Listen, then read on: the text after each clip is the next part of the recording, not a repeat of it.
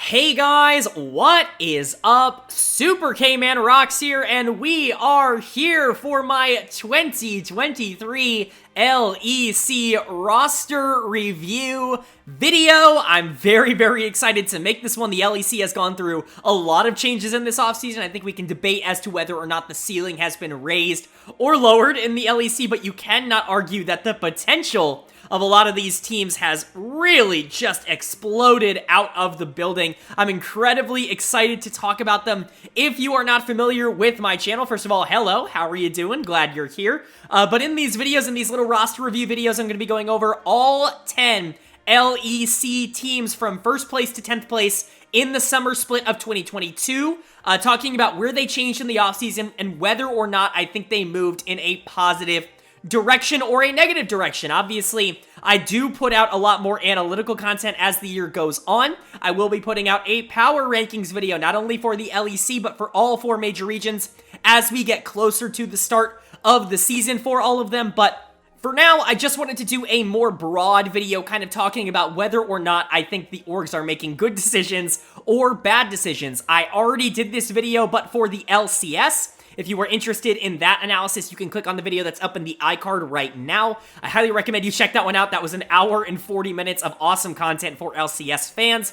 Hopefully, I can give LEC fans the equal treatment. I know a lot of people have been at least relatively asking for this content, and I promise I'm trying to get this out as fast as I can, as all you know. This isn't my full-time job, so I definitely do this. I've been having some technology problems. All of that put aside, today we're just going to be talking about the fantastic teams in the LEC. So if you are excited, go ahead and let me know down in the comment section below. And of course, my question today, who do you think improved the most in the offseason in the LEC and who downgraded the most? I would be really interested to see you guys' opinions on who upgraded, who downgraded, all that fun stuff down in the comment section below. But without further ado, let's go ahead and jump right into it. We're going to be starting with the #1 team in the LEC from 2022 summer, and of course, it's actually a differently named team, but it's the same, you know, it's a merger, yada yada yada. You all know how this goes. The team we're going to be talking about first is Koi, obviously formerly known as Rogue. Rogue and Koi merged in the offseason here. They will be going by Koi as far as I'm aware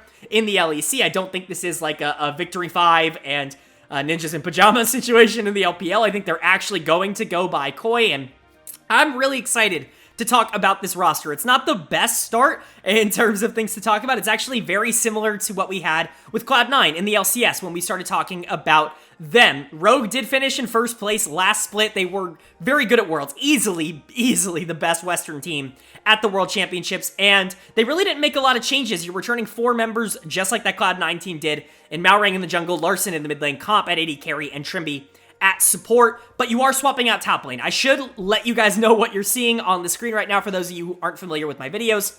On the left side, you're going to be seeing the lineup that they ended 2022 on. On the right side, you're going to be seeing the roster that they are, you know, reportedly, and I think almost all but confirmed at this point, going into 2023 with. And in the middle, you're going to see whether that's an upgrade or a downgrade. Of course, you're also going to be seeing some grades next to all of the players. That is my value grade for that player. I cannot stress that enough.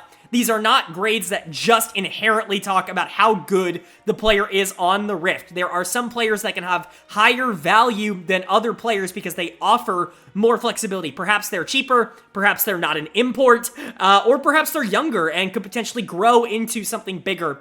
That is going to be explored more as we get into some of these other teams, but even on this team, there are a couple players, or one in particular, that does have that grade. So let's go ahead, let's talk about the players that didn't change. First and foremost, for Koi, moving into 2023, and it's going to be pretty much all of them. You return Malrang here in the jungle. I thought Malrang was very good. I talked about this a lot over the course of the LEC split. Last year, obviously, I covered every single game of the LEC last year, and for Malrang, he's the kind of jungler that is really dominant when he gets to play from ahead. When he's able to generate that lead in the 5 to 8 minute mark, he's really able to snowball the game out of control. More so, in my opinion, than any other jungler in the LEC. He just has that kind of control. But he can struggle to play from behind. He often will lose resources to better players or players that are more willing to take heavy risks in the early game, and that definitely cost him, not only in the regular season, but especially in that World Series against JDG, where he really stood no chance against Kanavi when he was really starting to take over those games. So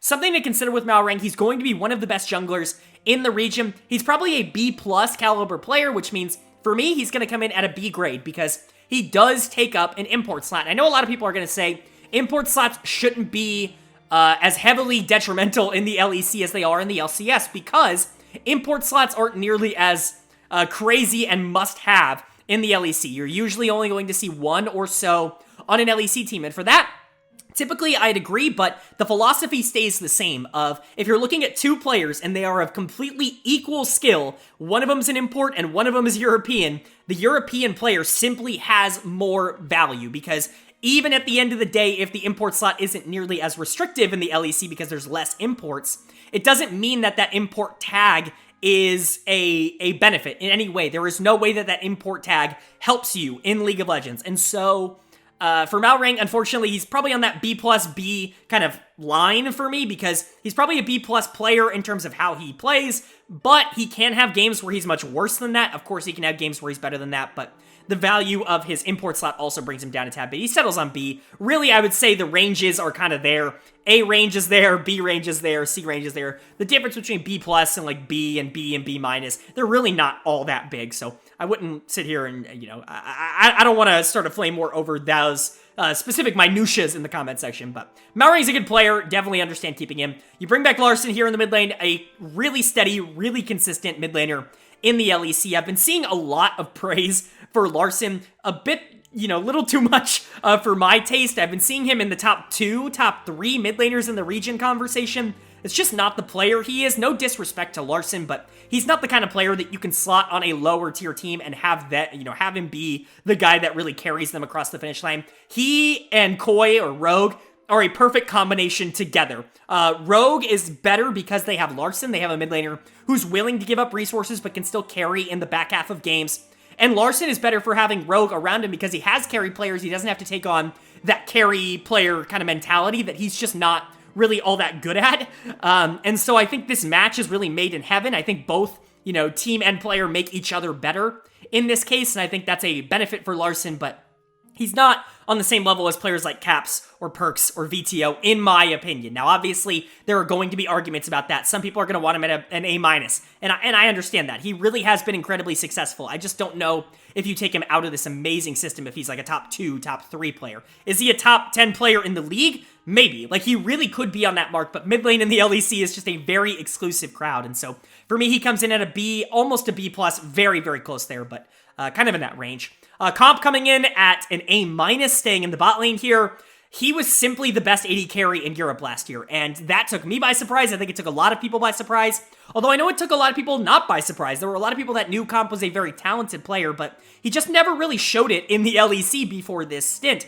Obviously, getting your spot replaced on a 10th place team in Vitality, not necessarily a good sign, but he really showed up. He bonded well with this Rogue team, and he was awesome. If he can continue that, he's probably still going to be the best AD carry in Europe. That's why he gets that A- grade. I believe he's the only AD carry, as we'll see in this video, with an A grade in any department. And so for me, Comp is the most valuable AD carry in the region. I don't expect that to change all too much. And then, of course, you pair him up with Trimby here at support. Trimby's a fantastic, great player. Really have no qualms with him. I've kind of underrated him throughout my time on this channel, but truly, in my opinion, Trimby is the kind of player that's gotten better and better and better every single year and every single game that he has played. And so I really expect that improvement to kind of continue to grow. He's become one of the more dynamic supports in the region. I'm not necessarily going to say he's like number 1, but he's certainly one of the better supports and one of the most consistent. Comp and Trimby as a duo really clicked last year. That was something that I was definitely concerned about. I kind of went into 2022 saying like, oh, maybe Trimby just kind of got helped out by the fact that Hansama was really good, but we saw what happened with Hansama, and now Comp comes in, and this bot lane really works. It is an awesome, awesome job to keep both of them here. I don't imagine either of them really wanted to leave, but obviously, it's great that you're able to retain both, two of the best players in their position. Really, the only change that we have to talk about here on Koi is going to be in the top lane. You're losing Otoamne, your veteran presence, your leader up on that top lane. We heard from a lot of these calls, right? A lot of these voiceover calls that we've been seeing pop up on YouTube for LEC finals and things like that. Otoamne held a very vocal presence on this Koi team throughout the year. Losing that is kind of a big deal, and I think it's a bigger deal than a lot of people are giving it credit for. Now, you're bringing in Segenda here, and if you go back a long time on this channel, I think probably about 2 years, you'll see that I actually favor Segenda pretty highly, or at least I did back in the day when he was getting a shot on Vitality in that top lane. I really liked what I was seeing from him early in these years, but he's gone back down to EU Masters after having it not really work out in the LEC over the past few years.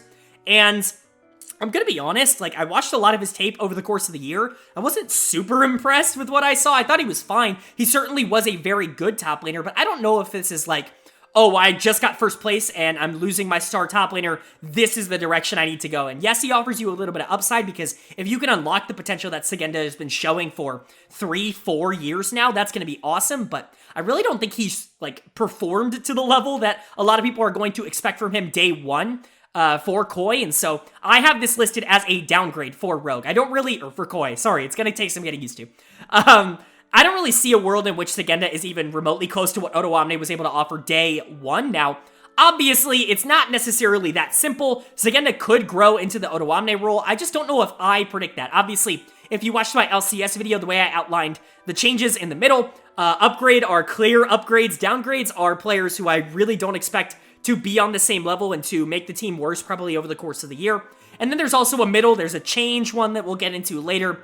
That mostly implies some nuance to the decision. The reason I go for downgrade here over a just standard change in the middle is I just don't really see a world in which Sagenda even offers, you know, close to what Otoamne was able to offer in year one. Now, could that potentially grow into something else? Maybe, but it really is like a 5 to 10% chance to me that you get what Otoamne gave you out of Sagenda. Now, is that going to matter in the fullest? I don't really know yet, right? We don't know how important top lane is going to be going into the year. We don't know how great the rest of the team is really going to perform. If Comp has another MVP caliber season, if Malrang continues to dominate these early games, it could matter a little less that you have a little bit of a downgrade in the top lane, a more aggressive player, someone who's not as great at playing weak side. It may not matter as much, but it certainly is something that I want to bring up. This is not some slam dunk like, oh, they just got Otoamne out and they brought in someone who was him but younger. I really don't think that's the case with Sagenda. I think it's going to be a little bit of a learning curve for this Koi team, but hopefully he can finally start to reach that potential that we saw out of him over the first couple of years. For Koi overall, I would say this offseason is a little interesting. Obviously, you're able to retain all of the members from this Rogue team that won Worlds, except for Otoamne, or not won Worlds, won the LEC. That would be incredible, but won the LEC. That's fantastic. Bringing back a core that proves that they can work together is great, but the top lane departure isn't ideal. It's certainly not a direction I would have gone in. I would say overall, it's a pretty good offseason, but in my opinion, certainly could have been better with some of the other top lane options out there. And so for Koi, you know, I think they're going to be able to challenge for a title again. They've still got a ton of talent on this team. I just don't know if I'm going to be considering them favorites moving into next season with the upgrades that a lot of other teams went through. Moving on to the second place team here from 2022 summer in the LEC. We have the Kings of Europe. We have the team that I think a lot of people expected to take home that trophy. We have G2 Esports, and man, did they make some changes this offseason. It certainly wasn't a clear-cut offseason for G2, but in a lot of directions, I think they moved forward. In some, they certainly moved backwards maybe in the immediate term, but I'll get to those when we get to them. Obviously, their 2023 roster is looking like Broken Blade in the top lane, Yike in the jungle, Caps in the mid lane, Hansama at carry, and Mickey X at support.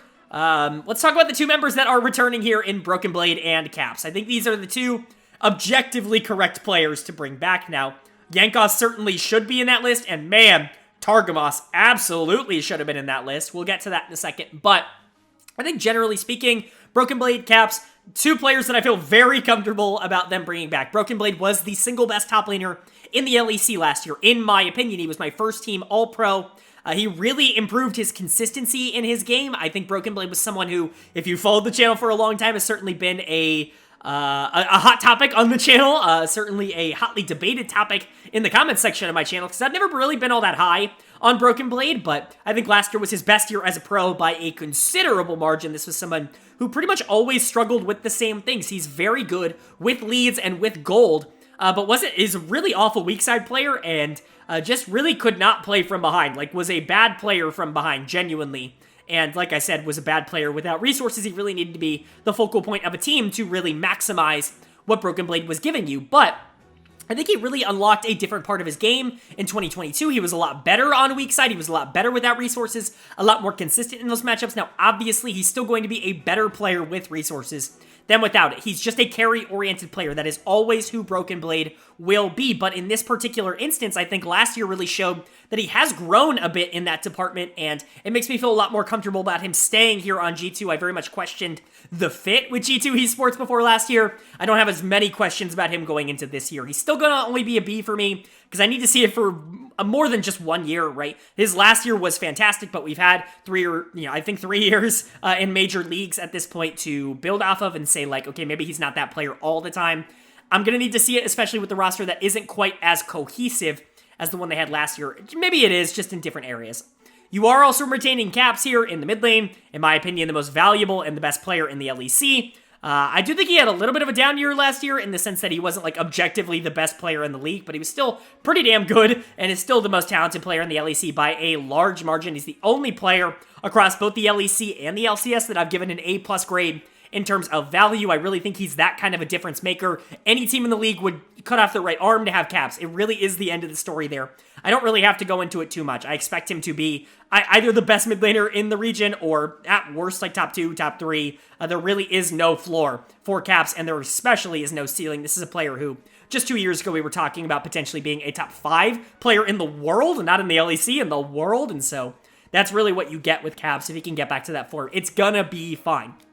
Let's talk about the changes. I'm actually going to talk about Yike last. I'm going to talk about Hansama and Mikyx first, because it is interesting that these two get back together here on G2. Obviously, a former bot lane for Misfits in the LEC. Really going to be interesting to see how these two perform, because both of these two are coming off of their worst splits as pros. And that is definitely something to consider. I'll talk about Hans first, obviously, coming back over here to the LEC after his time in North America on Team Liquid. I expected him to go over there and really dominate. I had him as my pick for MVP of the split before the season started. He certainly did not live up to that expectation. He was very disappointing throughout most of the year. Like I said, his worst split as a pro by a large margin. He was just kind of a problem for Team Liquid. Team Liquid had a lot of problems, but in my opinion, Hansama was the biggest one of them all. He was probably the player that was handicapping that team the most over the course of 2022. And you really don't want to be getting that here with G2 Esports. You're kind of buying into the idea that last year was an anomaly and that you're going to be getting the better version of Hansama as he comes back to Europe here this year. And I totally get it. Honestly, I feel pretty good about Hansama moving into the year. You'll see that I have a B+ grade on him, and I consider him an upgrade over Flakked. I do think that that is a pretty clear-cut upgrade. Flakked definitely was the weak point of this G2 Esports team, and I don't really think he was like a crazy talent. Hansama's talent level is just on a different level than someone like Flakked. He is a good weak side player, but he's not going to be a player that Hansama can be. Hansama at his peak was not only the best player, or the best AD carry in the West, at his peak, he was the best weak side player, period, in the West. And I don't even think it's all that close. Hansama's great because you don't have to give him resources. He's going to be incredible in the 2v2 in lane, and he's going to be great in team fights as well. He's a really big boon to have on your team, to have a player that can be that reliable without resources. Of course, I'm talking about 2021 and 2020 Hansama. If you're getting 2022 Hansama, you don't give him resources, and he very much doesn't perform. And so you're really banking on him being able to get back to that form. And the same could be said for bringing back Mikyx here to G2. Now, Mickey, I think a lot of people are going to look at as one of the best supports in the region. I've been seeing the power rankings and the tier list for the positions, and man, I just do not agree. I think really the only way that you can look at Mikyx going into 2023 and say that he is number 1 or number 2 as a support in the region is if you just did not watch League last year, is if you just simply didn't watch any games last year, because I think you can make a strong case that he was the worst support in the LEC last year. He was bad for Excel, and in fact, he was the biggest reason that team probably didn't qualify for Worlds. Obviously, very close series with Fnatic in the playoffs. He was very bad in that series, but even before that, that team was absolutely rolling. Finn was playing some of the best League of Legends he'd been playing in a long time. Patrick was going out of his mind. Marcoon was really going out of his mind. And man, like, Mickey was just dying on repeat over and over again, always in bad positions, never making good engages.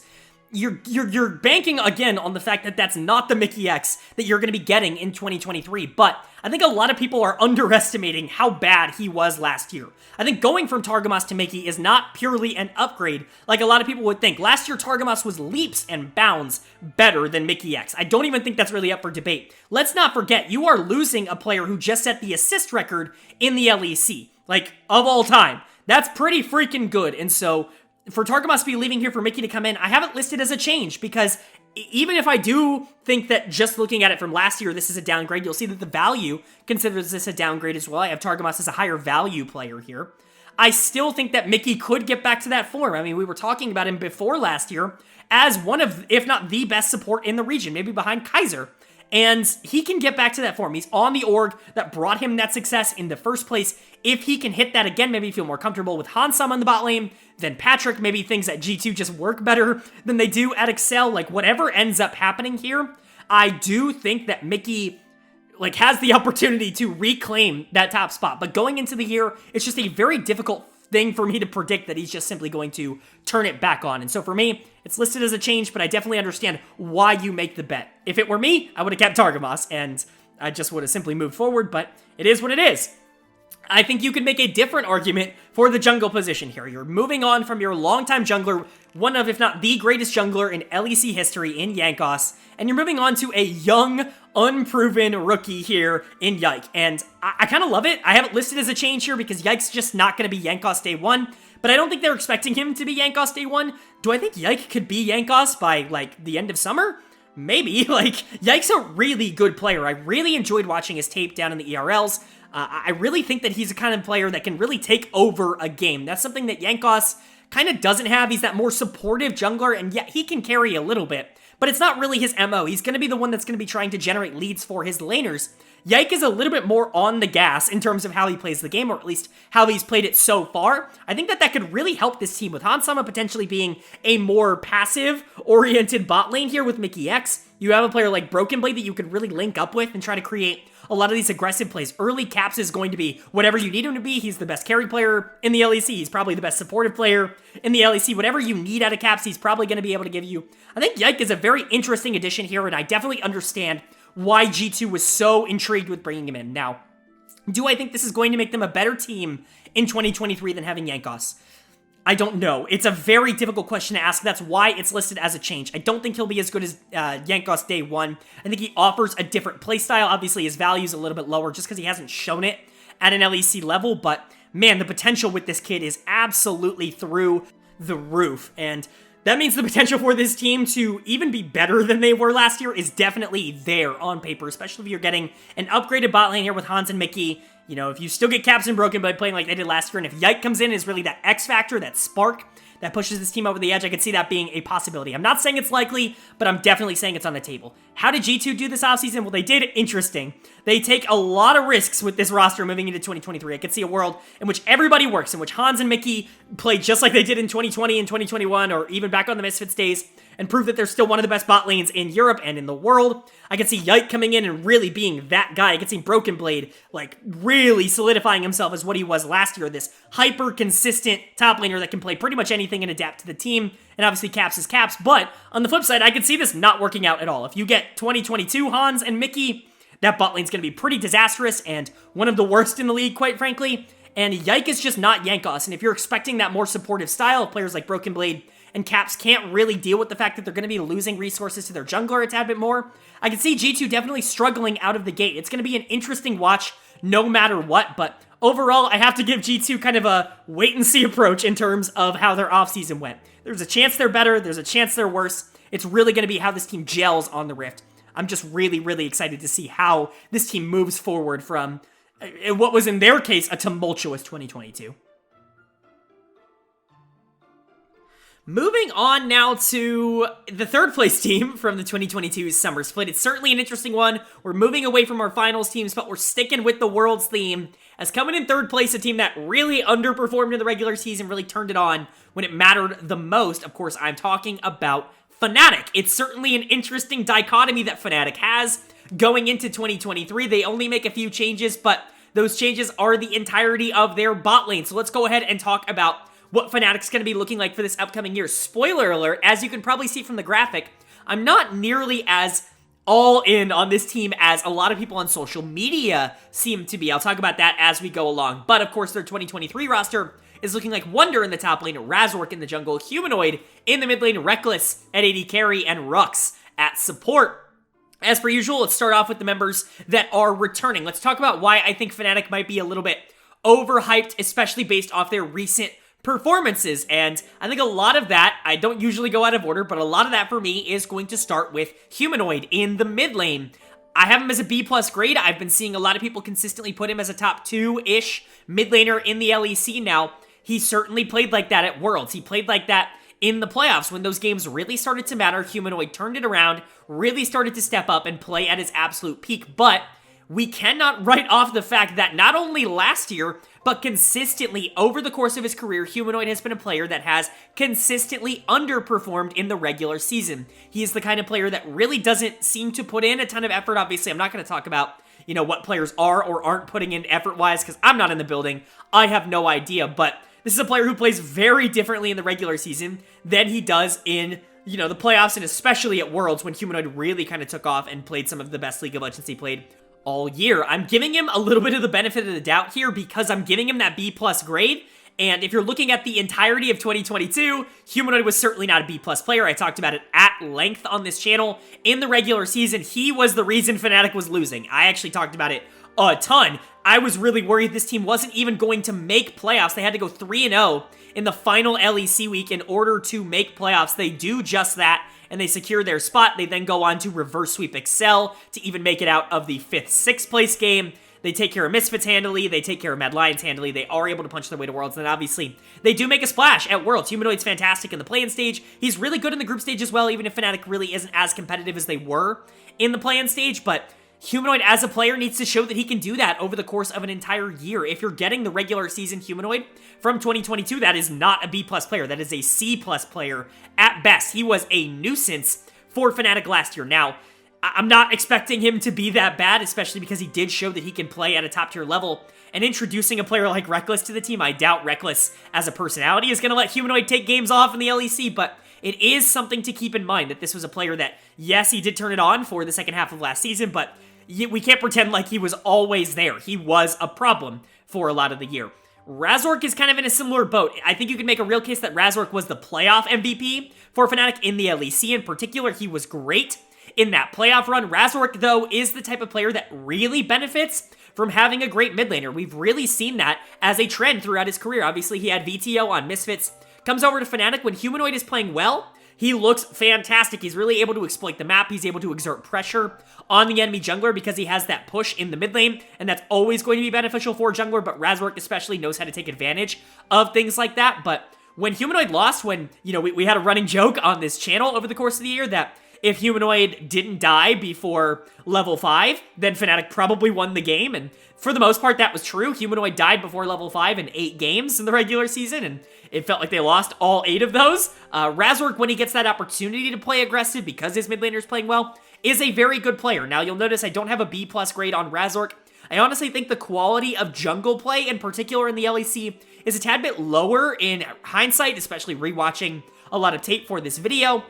It's just very up and down. There's really only a few players in the LEC that I would consider top-tier junglers that would advance any team they were on. I'm not quite sure Razork is in that category. He's right on the edge for me, somewhere around that 3, 4, 5 jungler in the LEC range. Probably closer to 3 than he is to 5, but still a pretty good player that is going to be a positive on a top-tier team like Fnatic wants to be, but not one that I think is going to be an essential carry to kind of push you over the edge, at least over the course of a long season. Can he have some incredible pop-off games? Yes, we've seen that from him, but I don't really consider him a player that's going to be like an absolute staple at the top of the All-Pro standings for the rest of his career.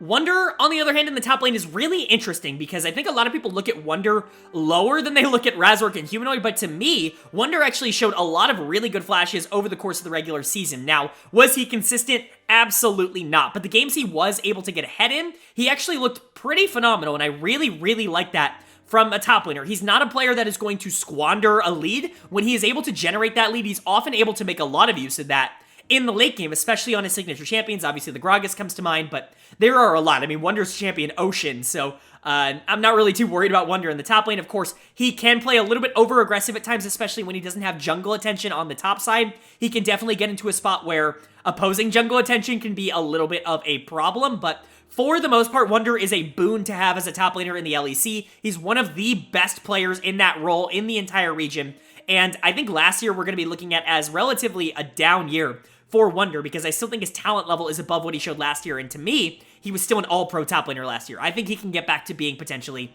the best top laner in the region. So keeping those top 3 definitely makes sense for me from Fnatic's standpoint. But on the flip side, you swap out your bot lane here. And to me, this is where the team starts to get a little bit shaky. And I know this is contrary to popular opinion. I've been seeing a lot of people talk about Rekkles and Rux as a bot lane that could potentially be top 2, top 3 in the LEC. I think that is very grand from this bot lane. I really don't expect them to be on that level.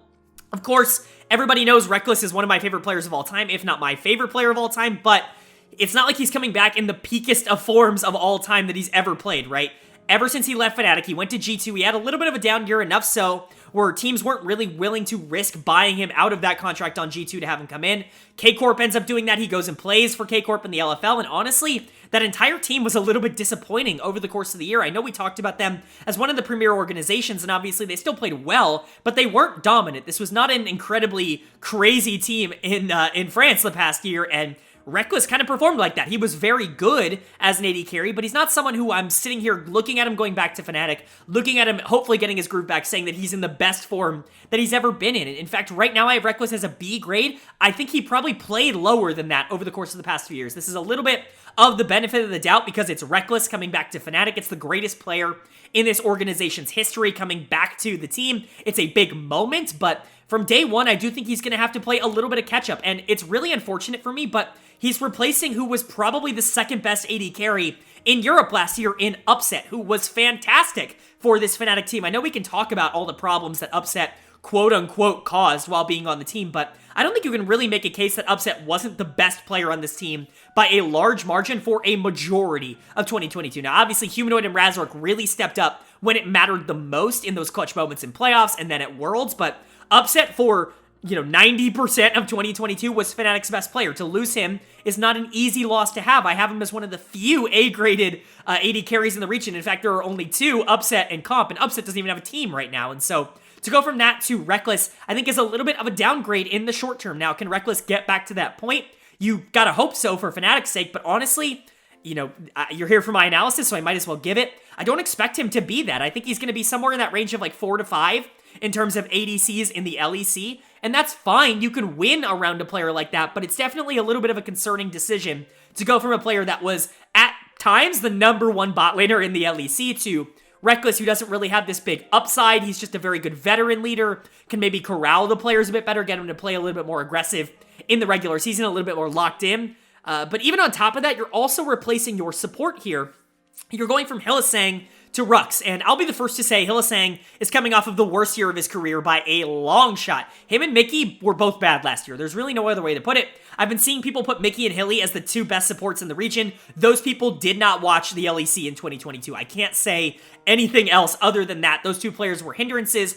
Unlike Mickey, though, Hilly did turn it a bit around, especially in playoffs. He wasn't perfect at Worlds. In fact, Rux came in at Worlds and was a bit better, was generating a little bit more hype, but still, I think you have to look at Hilly as a more experienced, more dependable option than Rux, who's coming in here to play support. I know Rux had that fancy World performance, and I get it. Worlds is awesome, but like I say in a lot of my videos, Worlds at best is like a 2-week tournament for these teams. He had like, 3-4 games to play on the world stage, and yes, he looked great in those games, but it's hardly the sample size that he has offered over the course of his time in the ERLs for Fnatic Quantum or Fnatic, Fnatic's B team, whatever they've been called over the course of when they've had Rux. This is a player who's been stuck in the ERLs for years, and he's never really, been shown a spotlight. Like, he's never really been this dominant player that has been getting LEC attention. He is getting this spot purely off of how he performed at the World Championships. It's a lot to ask from a player that I just don't think has really shown a ton on tape so far. He's got a lot to prove to me, and he's got a lot to prove to the LEC.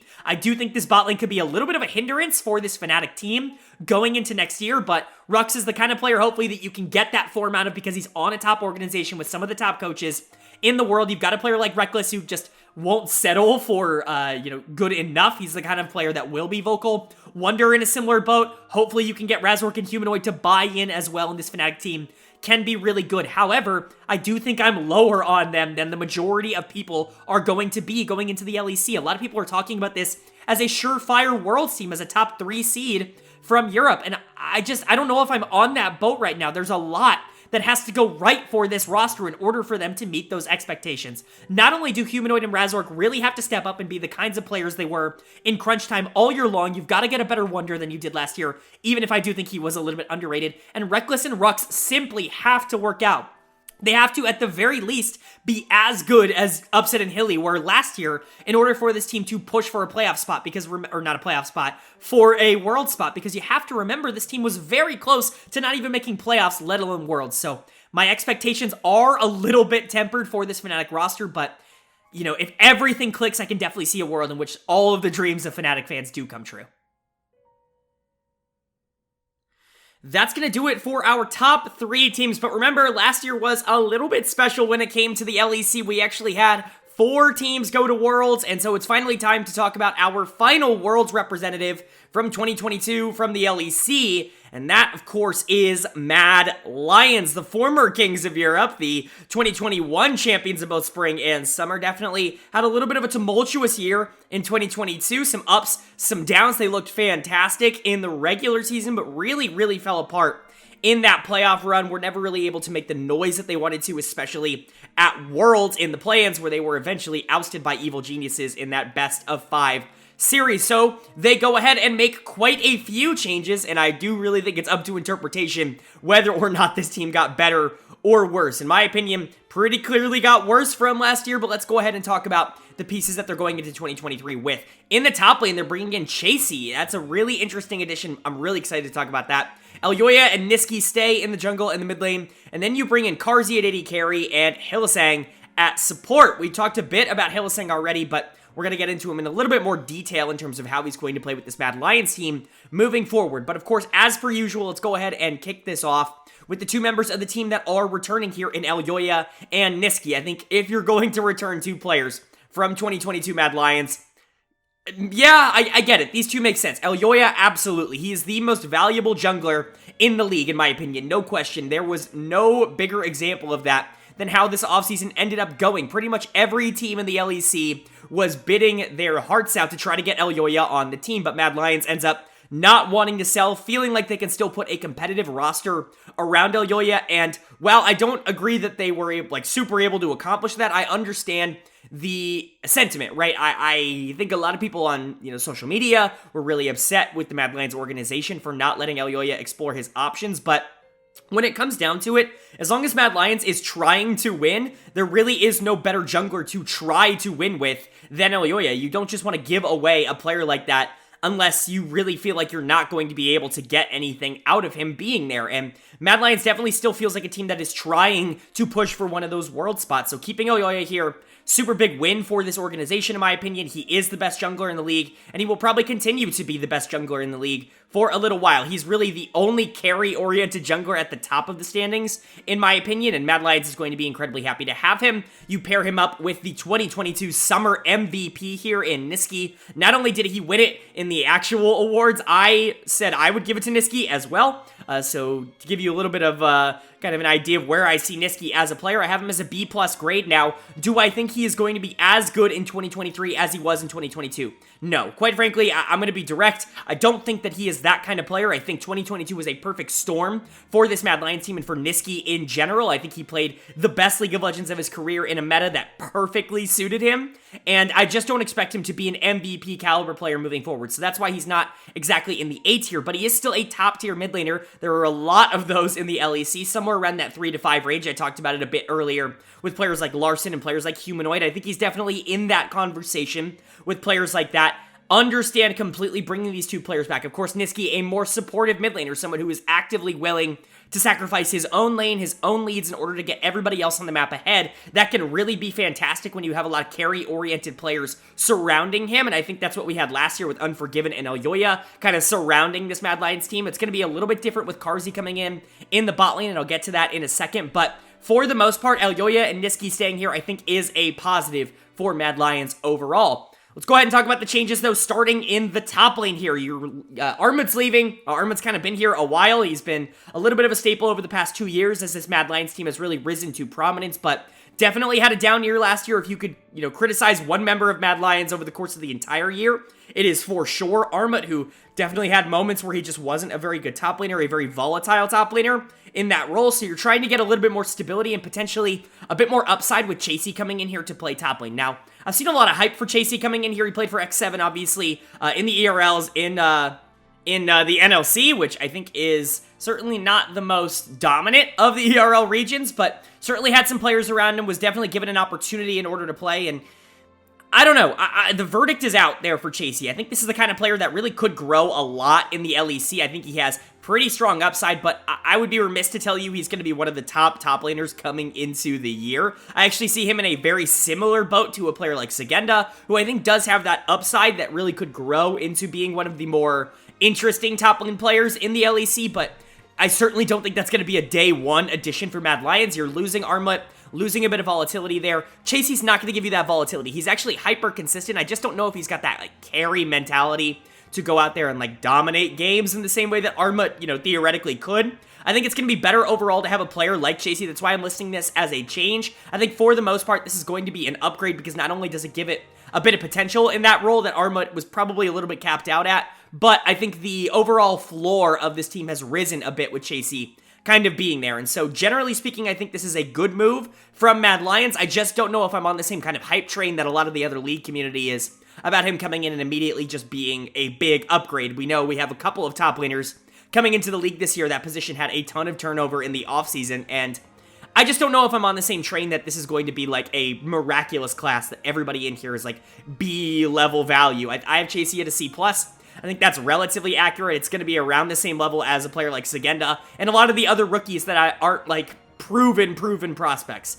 So that's where he comes in for me. Obviously, he's also an import, and so his value gets knocked down a bit by that. Not enough to drop him from the C+ ranking. I think he's probably a C+ value without being an import as well, but just kind of something to consider there is keep it front of the mind. I would say that Chasey, while he is an interesting prospect, is certainly not this guaranteed hit for Mad Lions. He's not this can't miss top laner that I think we'll talk about a little bit later on coming up from the ERLs, but that also means that we have to talk about the new bot lane coming in here for Mad Lions. So Unforgiven and Kaiser are out, Carzzy and Hylissang are in. Now this is a complete 180 in terms of playstyle between these two players. Unforgiven was a very, I don't want to say passive, but a much more scaling-oriented bot laner. Somebody who wasn't really going to make a ton of crazy plays early in the game, but was going to be incredibly efficient in late-game teamfights. Now, Carzzy is pretty much the exact opposite. Carzzy is going to take a lot of risks early in laning phase. That's kind of really been his MO, especially going back on his time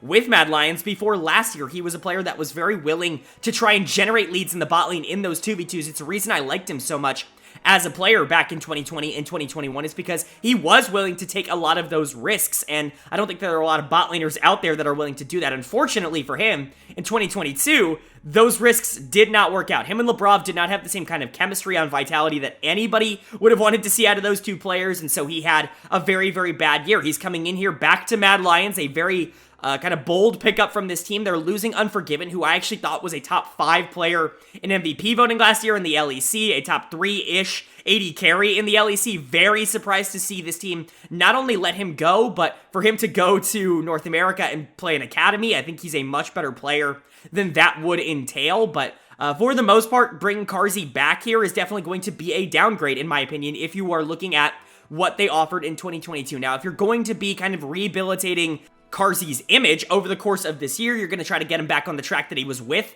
on Mad Lions the past year, then perhaps you could be getting a better version of what you had in Unforgiven, a player that is good in the late game, but is going to play that more aggressive style early.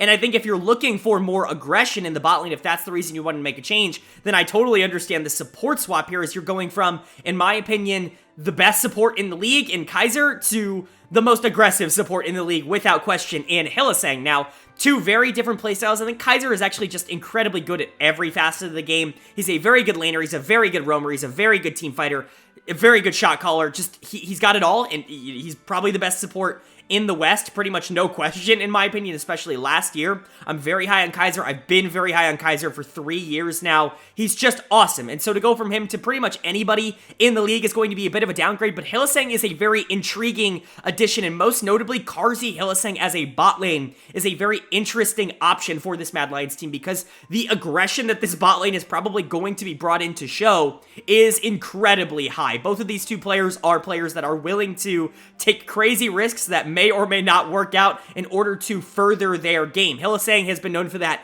for many years. Both of these players coming off of pretty bad splits. Just generally speaking, Hylissang dying a lot really without any sort of purpose from that support position, kind of, in my opinion, as I said a lot in my LEC reviews over the past year, dragging Upset down to that bot lane. Carzzy doing similar things, really dying a lot early, not getting a lot of these low-value plays that he was trying to create. Perhaps what they needed was putting themselves together. Upset for Fnatic, not really this crazy aggressive player early and late. You could say the same thing about Labrov. Perhaps putting two players that are kind of on the same page together could be an interesting way to go. We saw that really work out at a much higher level with Top Esports this past year with Jackie Love and Mark, two players that are definitely known for taking heavy risks early in the game.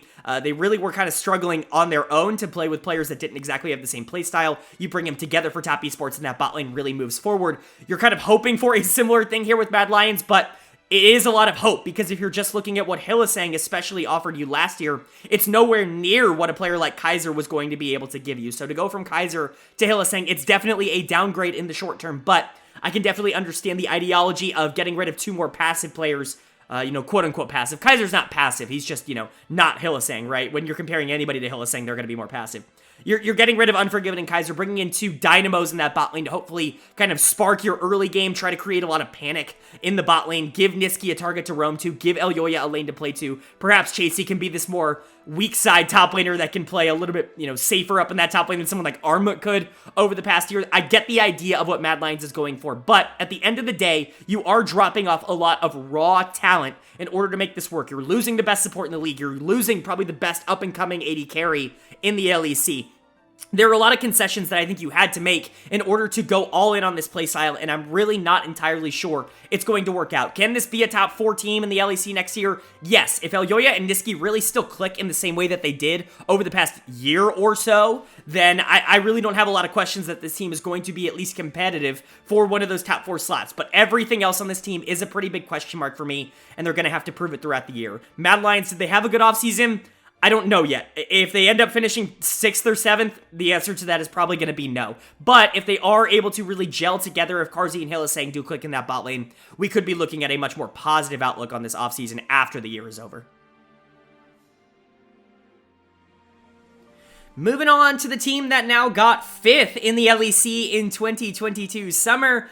Normally this would be pretty easy, talking about the first team that ended up missing Worlds, but unfortunately the team that got 5th in the LEC in 2022 is no longer in the LEC in 2023, and so we're going to be going ahead and talking about the team that they sold their spot to. Of course, 5th place from 2022 was Misfits, but coming in and buying the spot out for Misfits, getting a little bit of a new roster makeover here, is going to be Team Heretics. I'm really excited and interested to talk about this team. Of course, on the left, you're not going to be seeing last year's Team Heretics team. I just have Misfits roster because they were the LEC roster that this, spot had last year. I know these players weren't on this team, but it is worth noting that I am going to be relatively comparing them to what Misfits was able to put out last year, because this is the spot that they were able to take over. And so 2023 for Team Heretics is looking like Evie in the top lane, Yankos in the jungle, Ruby in the mid lane, Jack Spectra at AD carry, and Mursa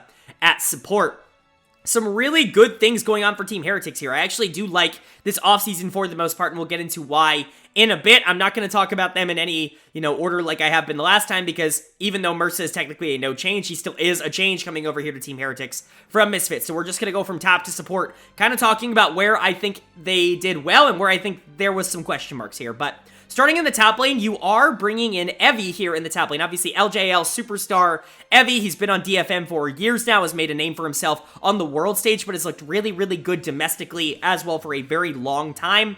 Evie is an interesting player to try and rate going into the LEC. I see a lot of people ranking him very highly as like a top 4, top 5 top laner in the region. I see a lot of people ranking him as potentially the worst top laner in the region. I think he falls somewhere in the middle. I have him as a B- value grade. That is a player that I do think is relatively good value, someone who I'm not like really angry about starting, but not someone who I think is really going to be able to take over and, you know, make your team a top tier team just based off of himself alone. Evie is a good player, a very, very good player, but I'm interested to see how that is going to translate to an LEC level. He was inconsistent, to say the very least, not only over the course of the LJL season, but especially in playoffs, and then again at Worlds. Rewatching his tape, especially from the LJL playoffs, it was interesting to see that he wasn't really a focal point for that DFM team at all. I'm not going to say that this is a player that has gotten worse year over year over year, but it definitely feels like he's not really trending in the best direction. Now,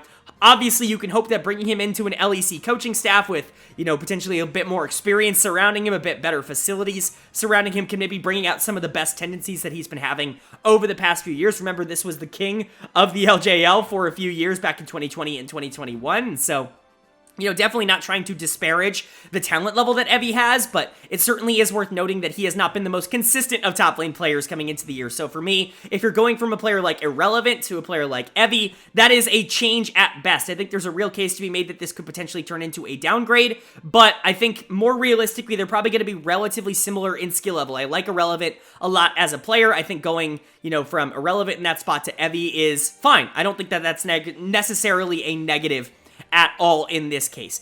Where I think you really are looking and sitting pretty is being able to swing getting Jankos on this team in the jungle. One thing that Jankos just does is he makes every single player around him look better. He has always done that throughout his career, whether it be on H2K, whether it be on G2, it doesn't really matter. Wherever Jankos is, the players around him end up looking a lot stronger, and I think that's going to be really good for a team that, quite frankly, does lack a lot of experience here in this Team Heretics team. Being able to get Jankos, who I think is a top 2, top 3 jungler in the region here for this new roster, is going to be a fantastic addition. I have him as a B+ grade. I think realistically speaking, you could even put him probably in the A- range, and I wouldn't even really be all that upset. For me, he gets a B+ grade because I'm not quite sure he's going to be an A- level asset, and especially with how we saw the offseason kind of play out, with everybody willing to kind of drop their own junglers for Elyoya, at least at the top of the standings, makes me feel a bit less confident that he's got A value, because a team probably doesn't want to drop you for another jungler if you have A value, quite frankly, and so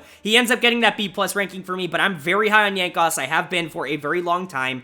Anybody who follows this channel knows it's very hard not to like him, not only as a player, but as a personality. I think he's going to be great for Heretics' brand. He's also going to be great for them on the Rift. This is by far the best addition that they had in the offseason. Being able to be a new franchise and being able to get a player the caliber of Jankos and the popularity of Jankos is very, very big for Heretics. Then you go to the mid lane. Now, this is where it starts to get a little bit tricky, because you're bringing in Ruby here, who played for UOL, Sexy Edition, I should say, not actually UOL, but UOL in the ERLs this past year, and he was okay. He certainly wasn't someone that completely blew me away. He's going to have a C value grade. Obviously, you know, it's not really fair on the left side to have VTO there and go from VTO to Ruby, but generally speaking, obviously that's going to be a little bit of a downgrade, but Ruby's an interesting player. I think he could potentially be poised for a better season than a lot of people are expecting, because, quite frankly, Jankos has just made every single mid laner he's played with look a lot better, and that could be the case for Ruby as well, but Ruby's not this blue chip prospect. We're going to be talking about another blue chip ERL prospect coming up to the LEC on this team, but Ruby, not quite that. This is definitely a bit of a concession pick here, and it's very interesting that he ends up being the choice over what was rumored to be some of the other options. Most notably, of course, being Seiken, who I think a lot of people were going to be really interested to see at an LEC level, especially with some of the talent that they have around him, but they end up going with Ruby instead, and he's going to have a lot to prove. I think he's going to be going into the year as a lot of people's pick for maybe one of the lower tier mid laners coming in, but like I said, player like Jankos as your jungler is always going to be able to advance your game and hopefully make you look a lot more competitive. He does have a lot to prove, but It's not like he's some awful player or anything. He's just not necessarily the same caliber as some of the top mid laners that we've seen come through the system and debut in the LEC in recent years. So a little bit lower expectations on Ruby, but not a bad player by any stretch of the imagination. Where you really start to get a lot of positivity and a lot of expectation for this roster, at least in my opinion, is this bot lane, because not only are you keeping Jack Spectra here on Heretics, you know, he played for them in the ERLs, he's been really dominant, someone who's been rumored to be on LEC team's radar for many years, but you're also bringing in Mursa from this Misfits team that he has been on over the past year, and I really like both of these players. I have them both listed as B- grades. I think that is honestly a little bit disrespectful now that I look back on it. I think Jack Spectra probably around the B-. Mursa is probably a little bit better than that. Probably sitting somewhere around the B grade in terms of value. I really liked how Mursa played last year on Misfits. Obviously, I'm a very big VTO fan, and I really liked Irrelevant last year, but for me, Irrelevant, VTO, and Mursa were really the players that stood out on Misfits last year. Yes, I think Neon is a very good player, but Mursa, I don't think got nearly enough credit for how good he was in that support position. Really one of the players that pushed Misfits over the edge in the regular season. Now, they couldn't make it work in the playoffs, but that's fine. They ran into a very tough Fnatic team in order to try and qualify for the World Championship, so I don't really blame them all too much for not being able to compete in that series, but bringing Mursa in here I think is a huge dub, and being able to retain Jack Spectra, really pulling the trigger on getting him into the LEC, I think is also a very massive win for this Heretics team. You'll see I even have Neon to Jack Spectra listed as a change, and Neon is a pretty solid player, a great team fighter. I think Jack Spectra could be a better player than Neon by the end of the year. That's the kind of upside that we're looking at with Jack as an AD carry. That's where a lot of this upside and a lot of this optimism for Team Heretics comes in for me. I really like Jankos as a jungler. Mursa is a super solid support, and I think Jack Spectra really could be one of those transcendent level prospects coming into the league. We could be looking at him in the next two or so years as maybe the best or one of the best AD carries in Europe. He has that kind of talent. If he's able to unlock that and put it together, Team Heretics is going to be a very fun team to watch. Of course, it's no given. I'm not the highest on Evi. I'm certainly not the highest on Ruby. Those two players are definitely going to have a lot to show me as we move on in this split, but I think the foundation of this team is a little bit higher than some of the bottom teams in the standings. Do I think Heretics did a good job for their first year in the LEC? I would say so. I think being able to get players like Jankos, Jack Spectra, and Mursa on your team quickly were big benefits for this Heretics team. Hopefully they can start building a brand, building a culture, even if they're not a top 6 or so team this year. And I'm not counting that out, by the way. I don't want anyone to think that I'm just throwing that out as a possibility. This team very well could be a top 6 team, a playoff team moving into the LEC in year 1, but it's not something that I would necessarily say is super duper probable. Maybe, you know, likely is definitely on the table, but like, am I going to bet on it? Maybe not. But I think just generally speaking, this is how you start your tenure in the LEC. You have building blocks here to build on for the future. There are places you could potentially make changes in as you go on just even through the year. And so I really do like what Heretics did. I like the kind of willingness to go out and get some of the top tier talent. Hopefully things work out for them because, quite frankly, I do like the approach that they're taking going into 2023. Moving on now to our 6th place team, our final playoff team from 2022 summer in the LEC, and it is a team I am incredibly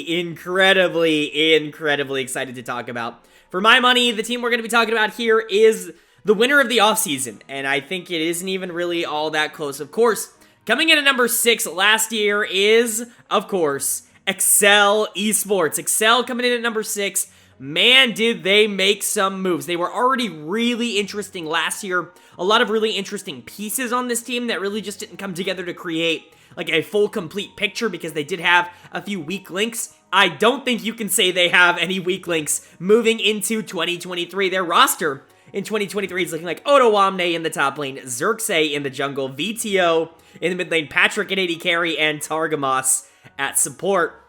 I freaking love this roster. Like, I really love this roster. Longtime fans of the channel will know I am a little bit biased. Excel is one of the teams I support. Excel and DRX are the two teams globally that I support the most, and so definitely a little bit biased in terms of, you know, my like towards this team. But bias aside, I don't know how you can't like the collection of players that Excel went out and got here. Only one player is returning from last year, and last year was a pretty good year, and so you might be a little concerned about that, but the rest, I think are either even just straight up better or at the very least comparable to the players that are going out. Patrick is the lone member returning. He has been the staple of this Excel team for many, many years now. He has consistently been, you know, I don't want to say one of the underrated players because I think people know how good Patrick is, but people don't really talk about him as a top 2, top 3 AD carry in the region, but he just is. He has played like that so consistently over the course of the last 3-4 years.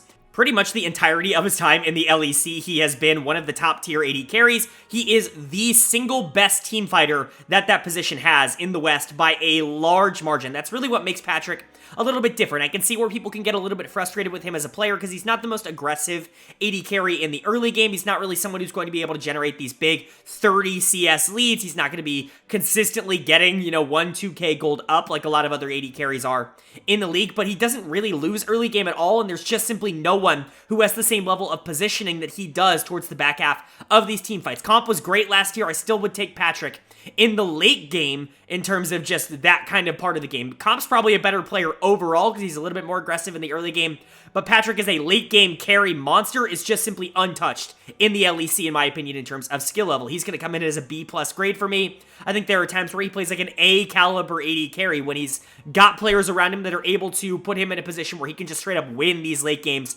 for his team, but he also has gotten into a bit of trouble when he has to be that main carry for the team by himself. He's not necessarily the player that's going to go out and dominate and generate his own lead and really be able to put the team on his back.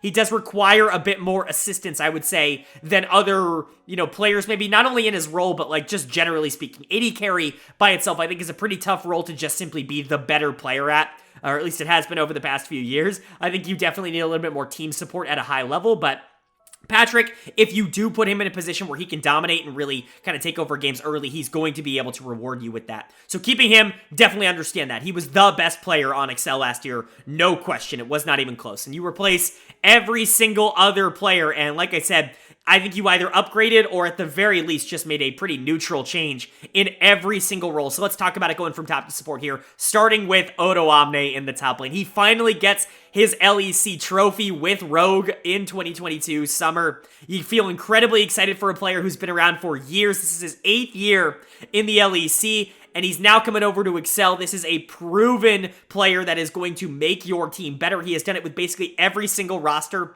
he has ever played on, whether it be that H2K team, whether it be Splice when he went to them, whether it be Rogue on his time there. He's just an incredibly consistent top laner. He can do whatever you need him to be. He's the best weak side top laner in the region, which is kind of what you brought Finn in to be last year for this Excel team, but odoamne is quite simply just a better version of Finn in my opinion, because not only is odoamne a better weak side player, Odo is a very surprisingly good carry player, especially in late game team fights. While he's not, again, kind of similar to Patrick, not the most dominant laner, he's not someone who's going to like dominate you in the 1v1. His late game mechanics, his team fight mechanics are fantastic. He always knows exactly where to be. He's a great split pusher towards the back half of games. He really is kind of the prototypical top laner in 2023. He gives you everything that you could want.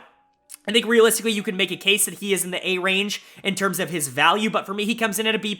I still have him as probably the best top laner in the LEC. He's kind of in that range. I don't think a lot of people would really dispute that, but a very, very fantastic player odoamne is, and he really proved that not only last year, obviously in the playoffs where he was really fantastic, especially in finals, but he was really good at Worlds for Rogue as well, and so I have a lot of confidence for odoamne moving into 2023. You bring Xerxes in here to play in the jungle. Now, Xerxes is a player that I think I'm actually a little bit lower on than a majority of other people. I've seen a lot of hype for him, and Astralis last year was definitely an interesting team to talk about. They way overperformed expectations, but for me, and we'll get into a little bit later, I think Astralis was a little bit more of a bot lane focused team last year, and Xerxes was a little bit more of a passive player. Xerxes' playstyle has not really changed all that much. A much more passive player in the early game, but someone who does want to carry towards the back half, is going to play some of these more power farming picks in order to get himself ahead, so he can team fight well. If you're sensing a pattern, I definitely don't blame you. This team definitely has a very clear identity with where they wanted to move into the future. Now, me personally, this is the only one where I think you could even throw it up to be a little bit of a downgrade. I actually really like Marcoon as a player. I think his early game instincts are really good, and I think he's really smart about when he needs to be where on the map, which is a big tool for junglers. Xerxes, not necessarily on that same caliber in terms of mental preparation, but a very strong player in terms of mechanics.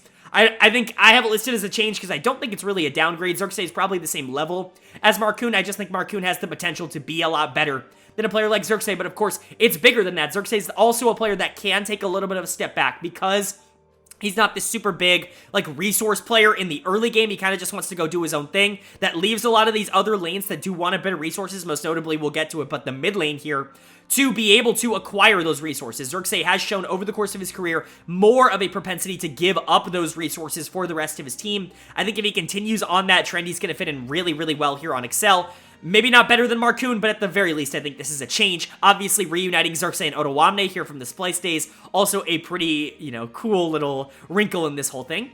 Moving on to the mid lane, though, you've just got the player that I'm probably the highest on this channel, and it's VTO. I have said multiple times over the course of this channel's history, I think VTO in pretty much any other era would be like the top 1, top 2 mid laner in his region. He's just that good.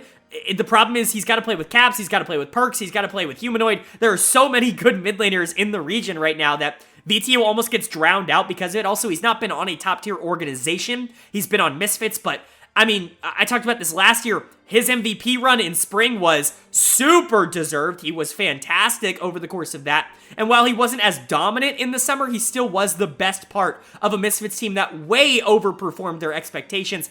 He is an A value mid laner to me. I would have him above almost anybody in that role. I think I only have 2 players either equal or above value in that role. First of all, LEC mid laners are absolutely disgusting, but I had Humanoid at a B+ value in terms of mid laners, and so that just kind of shows you how good I think VTO is. VTO is the kind of player, I've been talking about how, like, oh, some players are good and they're going to help you be good, but they're not necessarily going to make you good by themselves. VTO is the kind of player that can make you a title contender by himself. He is that good, and to go from a player like Nuke Duck last year, who I think was good for this Excel team because he wasn't someone who was going to cause a lot of problems. He certainly had some good weeks, but overall, it's just kind of a fine player. To go from him to a truly transcendent, like, game-changing level player in VTO, one of the biggest upgrades the LEC has, from one year to the next in this offseason. Very, very fantastic addition for Excel. They've got to feel super, super excited that they were able to get VTO.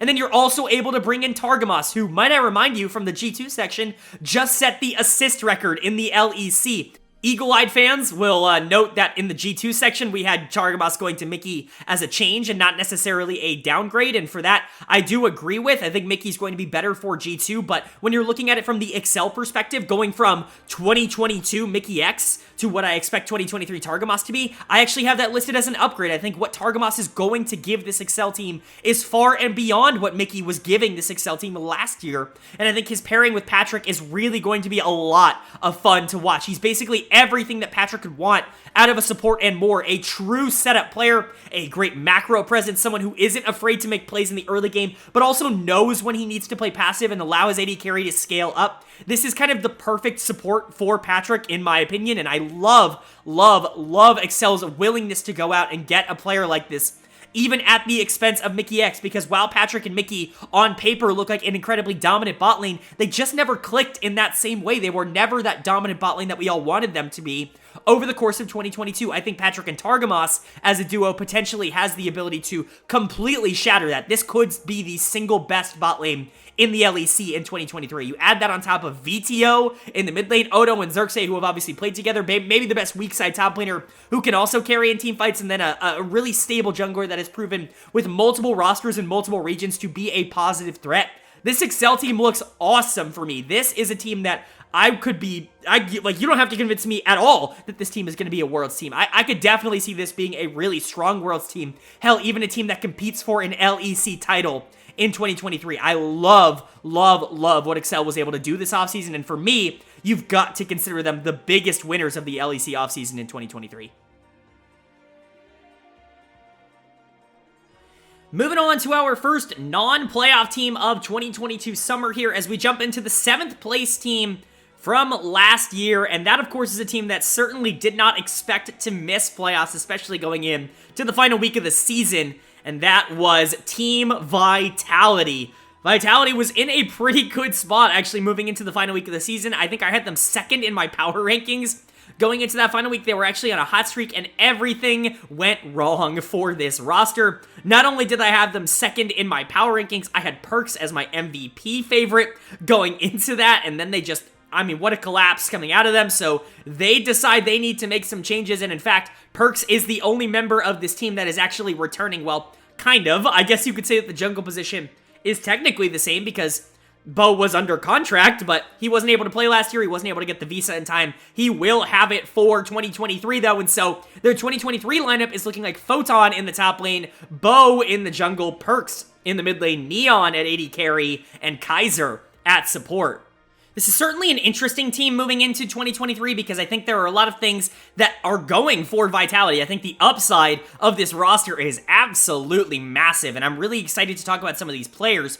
It's not perfect. There are certainly things that can go wrong for this team, but for the most part, I like the direction Vitality went. They went for the more super team roster last year. It did not end up working out, and so they pivot into this more upside-oriented roster with some very, very talented young players that really aren't as proven, and then some players that maybe were a little bit undervalued by some of the other teams around the league. So let's talk about it. Let's talk about Perks first, because he's the member that is staying on Vitality. Like I said earlier, Perks was actually my MVP frontrunner moving into the final week of the season. The dude was phenomenal for this Vitality team last year. I heavily value specific things, especially in MVP voting, and one of the things I value the most is the ability of a player to make his team better by himself, and Perks did that better than almost anybody in the league last year.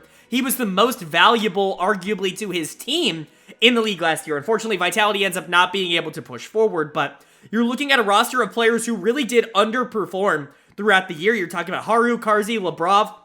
Those three players really not good at all in 2022, or at least not dominant in any way, shape, or form. Alfari certainly had his moments where he looked good, especially towards the back half of the year, but this was the Perks show over and over and over again. He was dominating laning phase. He was able to take those leads and spread them out across the map, being able to get leads for his teammates basically by himself, and then being a fantastic, not only late game team fighter, but late game decision maker, whether he needed to split push. He really honed in on a lot of his mistakes that he would often make towards the back half of games. And I honestly think he didn't get the recognition that he deserved for how well he played over the course of last year. And so I'm going to give it to him here. I think he's an A-rated value player. He's right up there with Caps and VTO in the top 3 for LEC mids, in my opinion. He is fantastic, and I think putting a lot more talent around him is only a good sign for the direction that Team Vitality is going in. Really like keeping Perks, obviously, not only for the leadership aspect, but just because he was great last year, and I think a lot of people forget how good he was. So did they put the right talent around him? That's really going to be the question for Vitality, because that's really all this organization cares about at this point, is those results. It's something that they have spent a lot of money to try and acquire. Is this going to be the team to do it? Well, maybe. Let's go ahead and start again from top to support, talk about those 4 changes that Vitality is making. First, the top lane. Probably the biggest quote-unquote risk of them all, bringing Photon in here, who did play for T1 Challengers last year as the top laner. Now, T1 Challengers was a super fun team to watch. A lot of really, really good talent on that team. A lot of really interesting pieces. I will say for Photon, a lot of people are hyping him up again with, like a lot of the other top laners that are coming into the LEC. I'm not quite on the same kind of hype train with Photon. However, I am much more in on Photon than I am on players like Sagenda and on Chasey, mostly because he was really good last year. His tape is really, really solid. However, there are a few things that I'm worried about. One of the biggest things for Photon that jumped out for me from watching a lot of his tape is that he didn't really have a lot of responsibility on that T1 Challengers team. He was a good player, but he was certainly not the carry of that roster. That was Trigger in the bot lane, who was given a lot of the resources for that team, and so Photon not really in a position where he ever had to be that guy. Now, does that mean he can't be that guy, or is that more just the circumstance that he was in? I don't know. It's certainly a different playstyle than what you were getting out of Alfari last year. Photon is mostly this weak-sided top laner that is going to be incredibly consistent at least going even in these 1v1s and being a pretty good late-game carry, or late-game team fighter, I should say, mostly on these more passive picks, and I do like that a lot for this team composition, if that is indeed what you're getting out of Photon. But obviously, I think the structure of that T1 Challengers team is very different than the structure of this Vitality team. And so It'll be interesting to see if he's that same kind of player. I think he's got more upside than that. The mechanics that I have seen out of him are incredibly good. He plays bruisers incredibly well, and I really like that out of a top laner, especially when you have a strong mid laner and what is probably going to be a heavy resource jungler here. And so for Photon, I actually really like how he fits into Vitality if he is that more passive, supportive, weak side top laner. I just don't know for sure if that is going to be the playstyle that he's going to take over for with Vitality for the entirety of the year. His upside might not be on that same level as some of the other, like, superstar, Challengers Korea players that we've seen over the past few years kind of come in. Jonghoon springs to mind from Astralis last year. He may not be kind of the game takeover kind of player that Jonghoon was for Astralis last year, but Photon is a really solid player, and I do like how he fits on this Vitality team. Of course, we've got to talk about Bo here. Now, a lot of people are probably going to be mad that I have Haru to Bo listed as a change and not an upgrade, and I can see that. I really do understand that a lot of people have a ton of high expectations for Bo. I have him listed as a B value grade. That is the highest of anybody who has yet to play a game in, well, I should say a major region. He has played in the LPL, but not any extended period of time, right? That's the highest of any, like, quote-unquote rookie coming into the LEC this split, because Bo's floor is just simply higher than any of them, but his ceiling is also higher than any of them as well. I think, having it listed as a change is maybe a little disrespectful. I don't think there's any universe in which Bo comes in here and is not just better than what Haru was for this Vitality team last year, and I'm really excited to see how he's going to play out. One thing that does concern me is he's always been a very high-resource player, especially from his time in the LDL, and so it'll be interesting to see if that translates well. We know Perkz is the kind of player that is willing to give up resources. We know Kaiser and Neon aren't the most, like, resource-heavy bot lane either, and so if this is a team that, they find their play style is they really want to play around that jungle, really get Bo ahead, I kind of like that idea. It's just not necessarily the most proven way to win in top regions, and so it's definitely going to be interesting. I think a big reason that Bo comes in here as a B and as a change is I really just need to see his chemistry on the Rift with Perkz first, because I think these two and how they connect on this team is going to be incredibly influential towards whether or not Vitality can really reach that top 3, top 2 kind of position that they really are going to be pushing for this year. But Bo, from a talent perspective, is one of the most talented players we've seen enter the LEC in a very, very, very long time. If we're talking about Bo as the undisputed best jungler in the region by the end of the year, I'm not going to say I expect that, but it certainly wouldn't be the biggest surprise of all time to me. Bo really does have that kind of upside.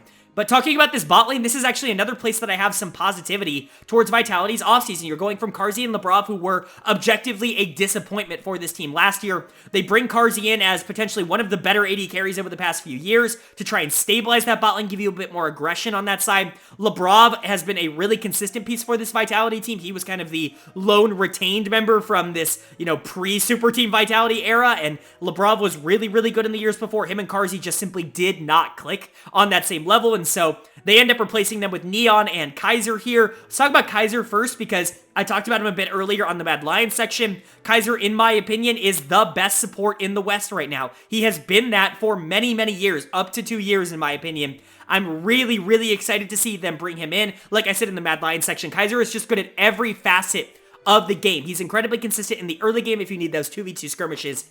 In the bot lane, if you need him to roam to the mid lane, that's one of his biggest specialties. He's great at those late game engages. He's great at playing enchanters in the back half. Really, there's nothing that Kaiser does that I'm all that worried about. He is an A value support for me coming in here, and I don't really think there's going to be a lot of supports that are going to be on that same level in terms of value, even really being able to touch him at all. And so I really, really like this team bringing in Kaiser. This is a very big upgrade to go from Labrov to Kaiser. And then it's also an upgrade, in my opinion, to go from 2022 Carzzy to what I'm expecting this team to get out of Neon. Now, obviously, a lot of rumors that Upset was going to be the bot laner for this team. They end up going with Neon instead, and I am notoriously a little bit lower on Neon than a lot of other people. I still think he's a pretty good bot laner, a very good team fighter, but he's not that, like, all-around player that I think that Upset is. Neon, like I said, very good late-game team fighter. I've always called him Patrick Light, which I think is maybe a little bit of a disservice to what Neon is, but that's kind of the playstyle that I want you to think of. Someone who's not really going to be ridiculously aggressive in the early game, but someone who is a great positioner and can really take over games in the back half if you give him the time and the resources. He does need a little bit more to get to there than I think a player like Patrick does, but I think that does fit in with the kind of mentality that Vitality wants to go for here. And obviously, Carzzy was a huge problem for this Vitality team. I have him listed as a B- value player because I think that's where he sat around about this offseason, but he did not play like that over the course of last year, and so bringing Neon in to hopefully just stabilize that position, give players like Bo, give players like Perks, give players like Kaiser more of an opportunity to flex their muscles, I think is going to be positive for Vitality overall. We know Neon is okay taking kind of a step back to some more expressive players like he did last year with VTO on Misfits. I'm certainly not concerned about his fit on this team at all, and so overall, I actually really like what Vitality was able to do this offseason. They took a team, you know, a quote-unquote super team that ends up not working out, kind of moving away from that model, still investing a lot into the team. It's certainly not like a downgrade in terms of like probably money or investment, but just kind of moving that investment in different places. You're getting two really young, unproven players that have a ton of upside on the top side of your team, and then a bot lane that is going to be a lot more stable than the really aggressive bot laners that you brought in last year. It's going to give your other players a lot more of an opportunity to flex their carry potential, and I really, really like that from Vitality. So I would say overall this was a very strong offseason from Vitality. They're going to be trying to push for a world spot. I think if things go really right, they could be a top 1, top 2 team in the region. I'm not necessarily going to predict that. I don't think that they're on paper going to show that, but if a player like Bo comes out and is just simply the best jungler in the region, if Photon is more than what we saw on paper, if Neon can really take over as that late game carry, and if Perks is an MVP caliber player again, this Vitality team, it wouldn't be like ridiculously out of the question for them to be a top, you know, 1 or 2 team, potentially LEC winning team by year's end. I'm really, really excited to see how this team comes together, and I think this is definitely an upgrade for a Vitality team that has been perennially underperforming in the last few years. Moving on to our 8th place team here from 2022 summer, and this is where we start getting into some of the, I don't want to say like lower tier organizations, but organizations that maybe not have had the same kind of success in recent memory that some of the ones we have been talking about have had, or at least maybe some of the expectations. But we do jump into a team that I think really went for it this offseason, or at least tried to go for it if all the rumors are to be believed, and that is, of course, SK Gaming coming in at 8th here. Really an interesting offseason for this SK Gaming team. By all reports, this was a team that was ready to spend some money, but they weren't able to get the players that they were looking for. VTO off the table, Elyoya off the table. They weren't able to get any of these guys, even someone like Niski off the table, and so they end up going out and getting quite a few really interesting players that I'm excited to talk about. But I imagine for SK management, it's not exactly the roster that they were hoping to have moving into 2023.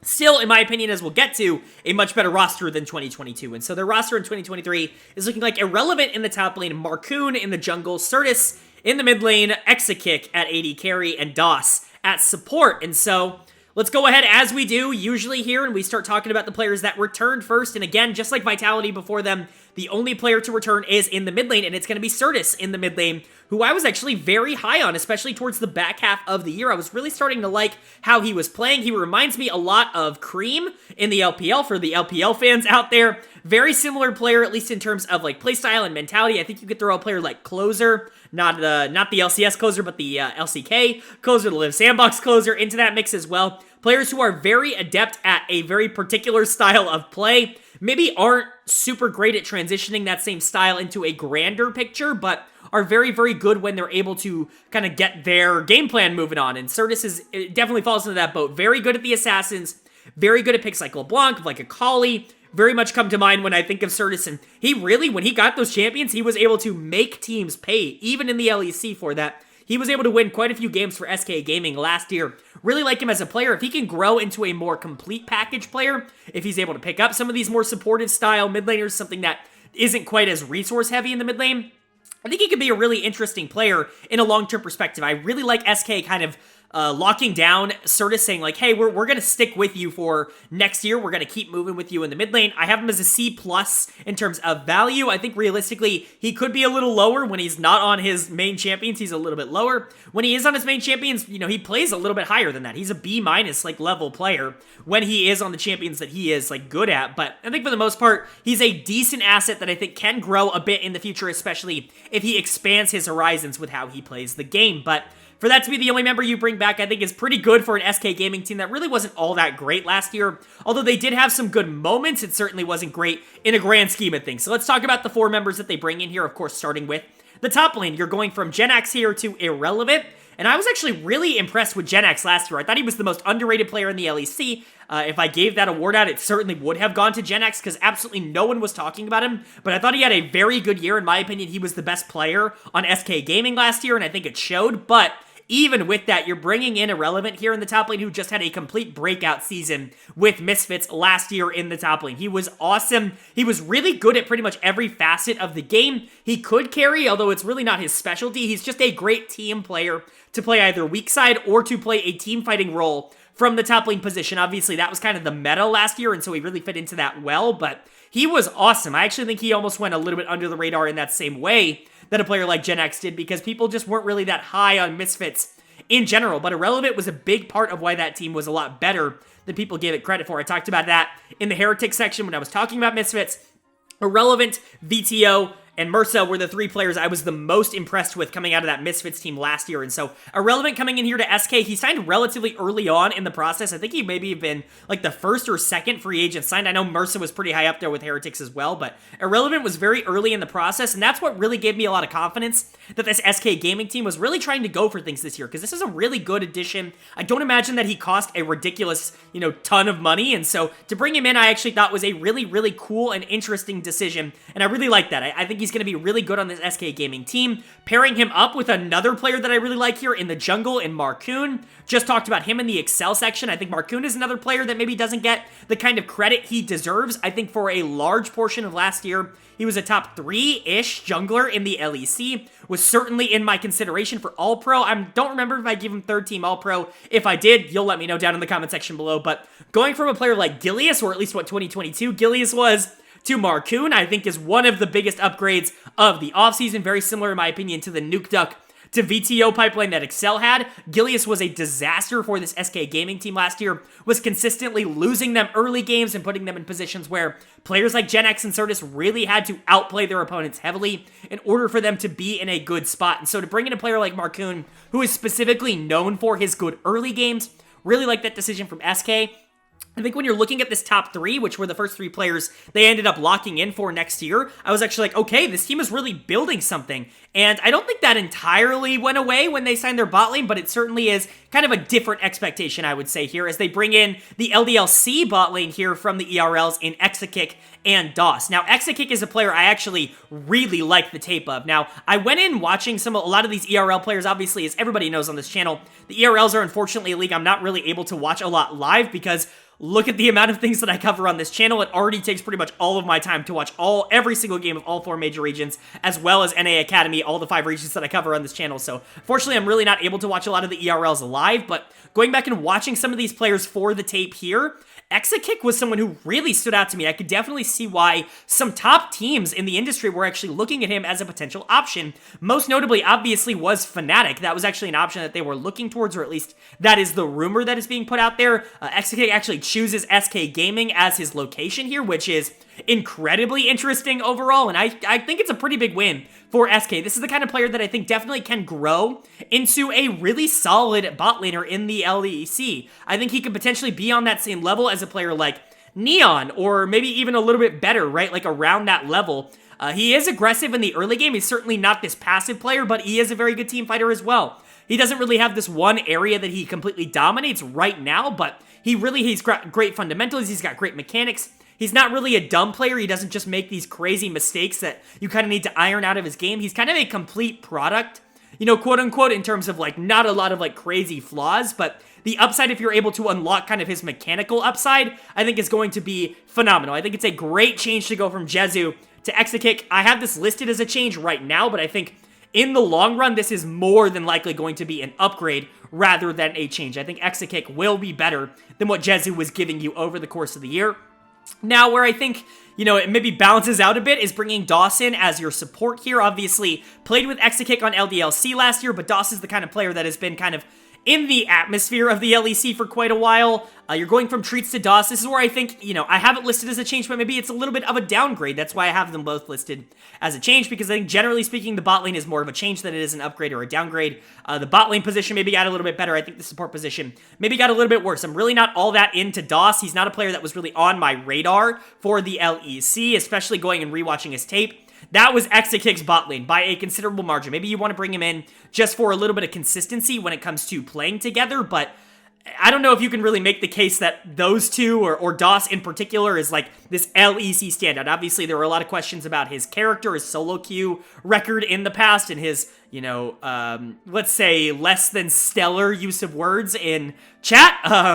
So I'm not going to really talk about that here off the Rift stuff. I just don't, I can't, I've never met DOS. I don't know what kind of person he is, and so I can't really talk about that kind of stuff, but for DOS, I think he's got a lot to prove if he wants to show that he's going to be anything but a lower tier LEC support. I think Exakick is obviously going to help him, and the synergy that these two have is going to be interesting, but DOS is not someone who's necessarily on my radar as like a top tier support in the region. What does this mean for SK as a whole? Well, I do think that they actually went out and made their team very interesting for the upcoming year. A lot of players that I think could potentially really click and really grow here. Irrelevant, Marcoon, and Exakick as like this core for SK Gaming is an incredibly interesting opportunity for all these players to really kind of surprise and break out. If SK was one of these teams that just randomly was like 4th or 5th in the standings, maybe they don't make noise in the playoffs, but they're able to pick up, wins against teams in the regular season that maybe aren't as cohesive, I guess is the word I'm looking for, early in the year. I think that's going to be definitely on the table for SK, but I'm not exactly sure this is a team that is going to be, fighting for top of the standings relevance. They just don't have the, top end talent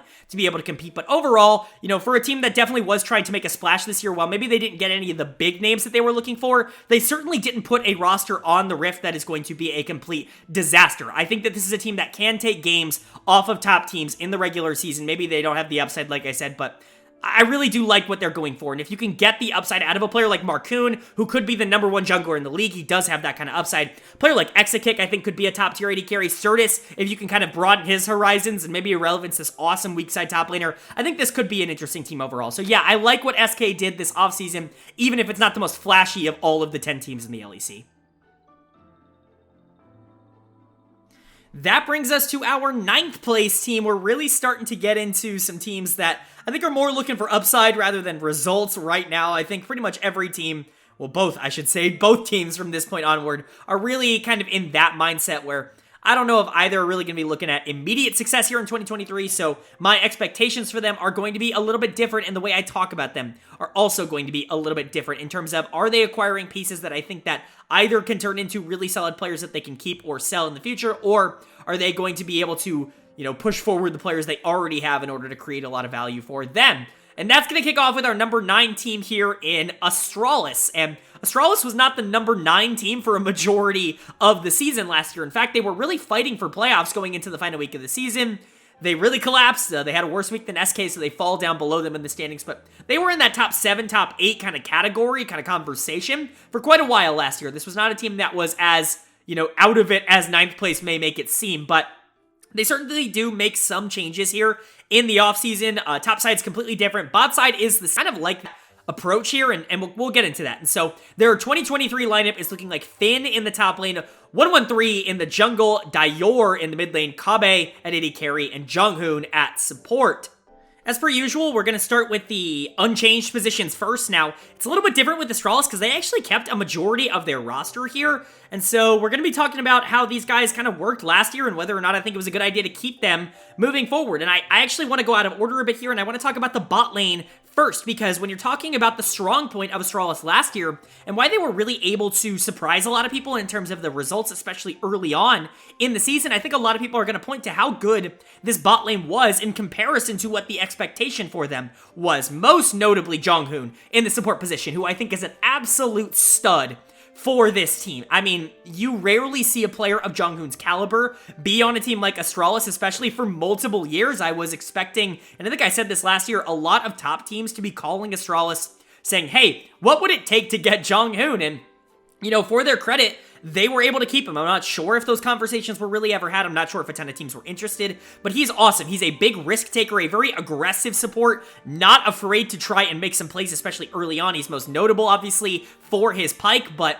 he's really good on pretty much all champions. He's just a very good, engage, aggressive support that I think works really well on a team that really needs like strong direction, like this Astralis team not only needed last year, but will probably need again this year. He is the best player on this team, and Astralis did a really good job being able to keep him here. You're pairing him back up with the same AD carry that he made look really good last year in Kabe. Now, I've never been the biggest Kabe fan in the world. I think he's a decent player. I have him as a C+.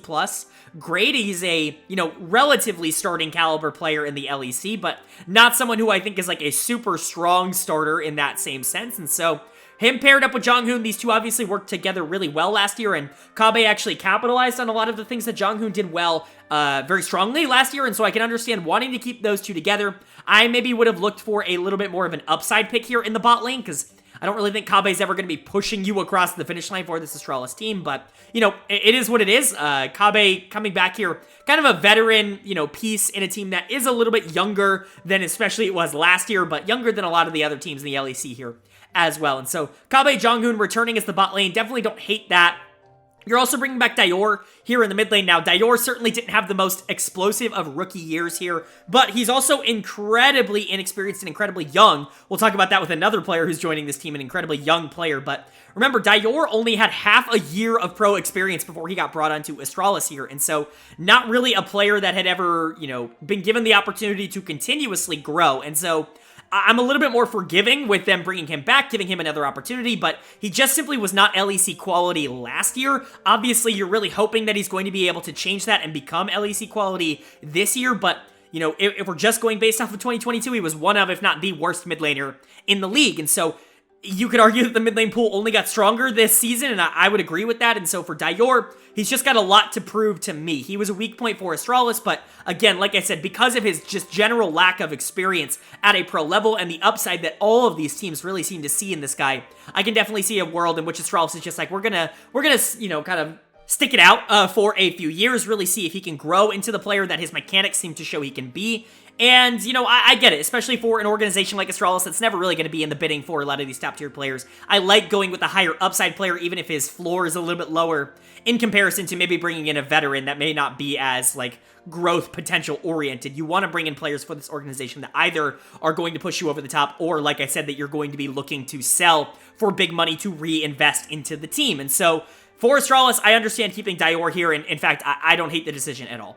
Where your two changes come in here are the top side for Astralis. You're going to be replacing your top laner, Vizicachi here, bringing Finn in. I think this is just a general upgrade. Finn is just kind of a better version of Chachi. I know Chachi has a lot of fans out there, and honestly, I think he was relatively up and down over the course of 2022, which is more than I can say for a lot of other veteran top laners that are leaving the league this year who were mostly down.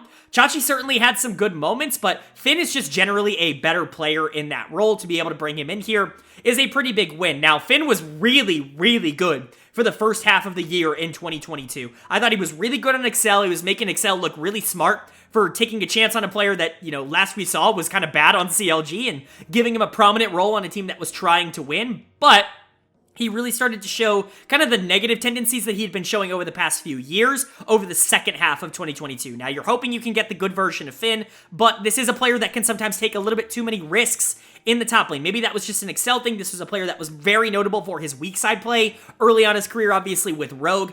If he can get back to that more safe mentality, kind of capitalize on the positives that he's able to bring to a team and kind of limit those really negative plays that he was kind of giving last year, I think he's a definite upgrade. I have him as a C+ here, but he very well could be a B- player. He was right on that border for me. You want to give him B-, great. If you want to give him C+, great. It's kind of similar to me, right? Or at least his performance. He's good enough where I'm not going to be mad that he's starting in the LEC, but he's not someone that I think is necessarily like a top-tier player that, a top-tier team would ever be looking at as a starter. I still think he's going to be better than Chachi, especially for the consistency factor, just not a superstar in that top lane. You're really, really, really, really hoping for upside, though, in your jungle pickup here in 113. I believe it's 113. I know people call him Boom as well, so let me know down in the comment section. Is it 113? Is it 113? Is it Boom? What does he go by? I'm happy to go by, to call him whatever, but I don't speak French, so watching the LFL, I didn't really know exactly what to call him, but I'm going to call him 113 in this video, and if I'm wrong, just let me know down in the comments. He is a little bit of a downgrade to Xerxes. Now, I'm a little bit confused as to why they are taking a risk on him. This has been said ad nauseum on social media, but especially watching the tape, I am in agreement with social media on this one, where it just didn't feel like he was a player that was ready for the LEC. He was on a very strong team in K-Corp over the past year, but I I think you can make a very strong case that he was the weak link of that team over the past year, certainly making a lot of mistakes in the early game that was causing K-Corp to drop behind. He's a very aggressive player, one that is not afraid to take risks, but oftentimes that was something that would put him at a disadvantage because he wouldn't really have all of the knowledge or all of the opportunity to take those risks, but he would take them anyways. He's just a player that doesn't seem to really calculate all the factors before he makes these big, crazy plays, and that can be a little bit of a problem. But again, for a team like Astralis that is really kind of pumping in on this upside, this, what can we get out of these players? We don't want a lot of veterans on this team. I understand the idea of wanting to go to him. You are going to get that downgrade, grade, I guess, going from Xerxes to 113, just because Xerxes, a quality LEC starter, certainly someone that can be on a top tier team that can help lead you to a better record, even if he's not like a superstar player. 113 is just simply not there right now. Certainly some good and some bad from his tape, but he's going to have to show a lot, and I mean a lot, more consistency if he wants to even be in the conversation for staying in the LEC next split, because, not only is he going up against much stronger talent now, but he's going to have to refine his game a lot with worse talent around him compared to the rest of the league. K-Corp, not a team that was struggling for talent, and he still was putting himself in positions that wasn't advantageous for not only himself, but for the whole team. If he does that again on a team like Astralis, he's not going to have nearly the kind of players that can play their way out of deficits like that, and so certainly something to consider, but very concerned about how he is going to perform, especially in the short term at the LEC level. And so overall, what do I think of Astralis? Again, very similar to what I was talking about in some of my LCS teams in my previous video, where I get the idea of where they're going with a lot of these, more upside picks, players that might not be ready right now, but you're a team in Astralis that really probably wasn't ever going to be able to get the players that were going to let you compete, and so you're going for these more upside picks. I'm just not sure these are the guys. I like Junghoon a lot, but Kabe and Finn as veterans, they don't really inspire a ton of oh, maybe this team could surprise energy, and then 113 and Dior as your kind of upside picks, neither have really shown anything at a high level of competition to make me think that they're going to be top half players in their role at an LEC level, really at any points in their careers. There's a lot that I need to see from this Astralis team, but at the end of the day, at least you got Jonghoon, and this bot lane carried, in my opinion, maybe potentially a worse team last year to a pretty decent and a pretty competitive finish in summer. Maybe they're able to do it again this year. That's going to bring us to our 10th and final team to talk about in this video, and that, of course, is going to be the last place team and the pretty uncompetitive team from last year in the LEC, of course, being Team BDS. BDS was not very good last year. I know a lot of people had some pretty big hype for them coming into the LEC. Unfortunately, they just weren't that. They were not that team that I think a lot of people were expecting them to be. I know a lot of people call for them to immediately be extradited from the league. They should have to sell their spot and blah, blah, blah, blah, blah. I think LEC fans in particular need to drink some of the patience juice. This is a team that definitely tried to be good last year, but none of their decisions ended up working out. We have to remember, they brought up pretty much all of the best players from the ERL over the past year. They pretty much dismantled K-Corp. They got Adam from Fnatic. This was a team that did try. Unfortunately, things don't work out sometimes, and it didn't work out with this roster. So they go in a different direction for 2023. I think it's a little less competitive than what we thought BDS would be last year, but certainly some good, certainly some bad. Let's get into it. Their 2023 lineup is looking like Adam in the top lane, Sheo in the jungle, Nuclearant in the mid lane, Crowny or Crown Shot at AD carry, and Labrov at support. Some good, some bad. We're going back to the trend that we have continued on with for a lot of these teams here in the LEC. A lot of changes to this team. All of it, in fact, except for the mid lane position, which is going to stay constant here with Nuclearant staying here for BDS. Now, for my money, Nuclearant's not a great player. He was the weakest player on BDS last year, maybe other than Xmatty, who certainly had a bad year, but Nuclearant was not a superstar for this BDS team. He certainly has not been a superstar at all in the LEC, and at this point, I'm going to start calling this a bad move. I know I'm not usually the type to be like, why did you keep this player around? Because for the most part, generating consistency, having at least one player in your lineup that you can say, has leverage and knows the culture, knows the coaching staff, knows the organization is a good thing, but Nuclearant's just not that player. He's never going to be, in my opinion, a player that is above top 7 mid laner in the league. He's not really offering you a ton of value. He doesn't have the upside. He's not good enough right now. I don't understand why you would continue on with him. And again, no flame. And this was a team that definitely went out and tried to get a different mid laner. Obviously, a ton of rumors surrounding Niski coming to this team if Mad Lions were able to get VTO, but Obviously, VTO goes to Excel, Niski stays on Mad, this team ends up sticking with Nuclear It. I just think there are better options out there. There are a lot of options in the ERLs right now that I would consider to not only be better right now than Nuclear It, but have higher upside than a player like Nuclear It. So, not super in love with them keeping him here. Probably the change that I like the least from this team is actually just keeping Nuclear It. So, let's go ahead and talk about the big 4 changes that they made this offseason, starting in the top lane, and this is actually one of the biggest pieces of positivity that I have for BDS. I've been talking throughout this video about there not really being a lot of top laners from the ERLs that I was super impressed with, especially going back and watching tape, and especially not a lot of new top laners coming into the LEC this year that I was super impressed with. But Adam is actually the breaker of that trend. Adam was dominant, and he was dominant in the ERLs last year. He was not only beating people in lane, he was beating people by a lot. He was actually dominating people in lane, not only early, but later in the games and team fights. He was a great split pusher. This was the Adam that we all hoped we were going to get last year on BDS, and he was doing it for a very good BDS Academy team down in the ERLs. We're not, there's more players from BDS Academy in this team right now, so we're going to get to that, but that team was very, very fun to watch, and a lot of that was because Adam was the best player on that team. In my opinion, he was the best top laner in the ERLs. He was the best top laner that I watched all year long come out of the ERL system, and it's interesting to see him get another shot here. Now, the biggest criticism with Adam has always been the fact that he is not very good at playing with a bad team, and unfortunately, he might have to play with a bad team this year. I'm not exactly sure that this team is going to be dominant in the same way that, like, Fnatic was when Adam really joined them. He's a good player when he gets to play from ahead and when the rest of the team can generate a positive response, but when he feels like he's got too much pressure on him to go and win lane by, basically by himself, he's going to overwork himself. He's going to put himself in bad positions. We've seen players in the top lane fall into very similar roles as Adam, where if you put too much pressure on him, he feels like that he has to be the one to carry the game, and you get Badam. You don't get the good version of Adam, and I'm a little bit worried that you're going to be getting that with BDS this year because he doesn't really have the talent surrounding him. So it's going to be interesting, but Adam, just as a prospect, as a player, I give him a C+ grade. I think you could very realistically give him a B- grade in terms of value. He was that good. Obviously, off the Rift concerns, personality concerns that have lingered with him basically throughout his entire time playing pro, but just what I saw on the Rift, he was fantastic in 2022. And if you're just looking at him from that perspective, he is a very good addition to this BDS team, or re-addition, I should say, to this BDS team.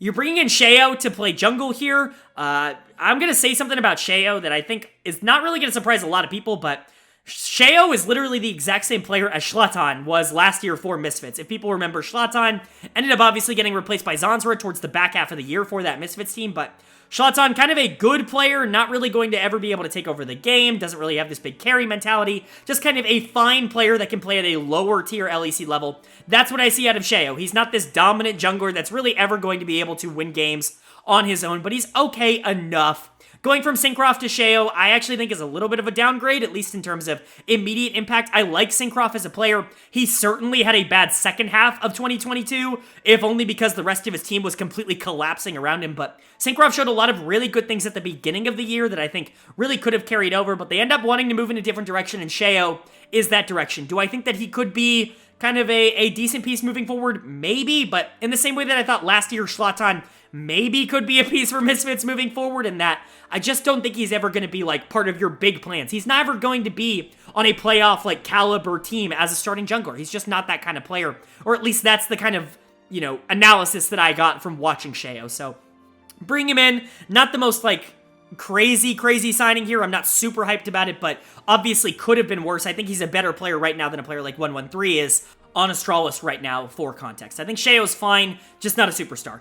And then you've got the bot lane. You're actually reuniting two players here. You're bringing Crowny up, also from BDS Academy. He played pretty well in the ERLs. He played really well at EU Masters, where that BDS team went on a pretty big run. He's replacing Xmatty, who I know a lot of people in the community are super out on. Obviously, go on social media, you're going to see as much Xmatty hate as you will for almost any other LEC player. I don't think Xmatty was nearly as bad as a lot of people on social media will tell you that he was. He wasn't good. I'm certainly not trying to say that he was good, but to pretend like he was single-handedly the worst player in the LEC last year is just, I think, a little bit of a hyperbole, in my opinion, but you're going from him to Crownshot, who I think is okay. He's fine. I have this listed as a change. I know some people are going to want to see this as an upgrade because Xmatty to Crownshot, yeah, it's probably an upgrade, if a small one, but I don't think it's consequential enough for me to call it an upgrade. I call it a change because I don't think going from Xmatty to Crownshot changes the outlook of this team at all. I really think this team looks the exact same if they were to keep Xmatty or if they were to have Crownshot, even if Crownshot is a better player, because I don't think either are really inspiring a ton of confidence in me that this team is going to dominate. Crownshot has been given quite a few opportunities at the LEC level, and while he's always been pretty okay, probably has outdone the opportunities that he's been given, he's never done enough to really show that he can be like a top-tier LEC AD carry. Like, if you go back on this channel, I thought he could be one day. He's just not been that guy. His time on SK has proven to be a little bit of an anomaly for his career. Now, maybe I'm wrong. Maybe Crownshot getting back with Labrov here, obviously former Team Vitality bot lane here. Maybe those two, pairing back up could be positive for this team, and I do like Labrov. I'll talk about him in a second.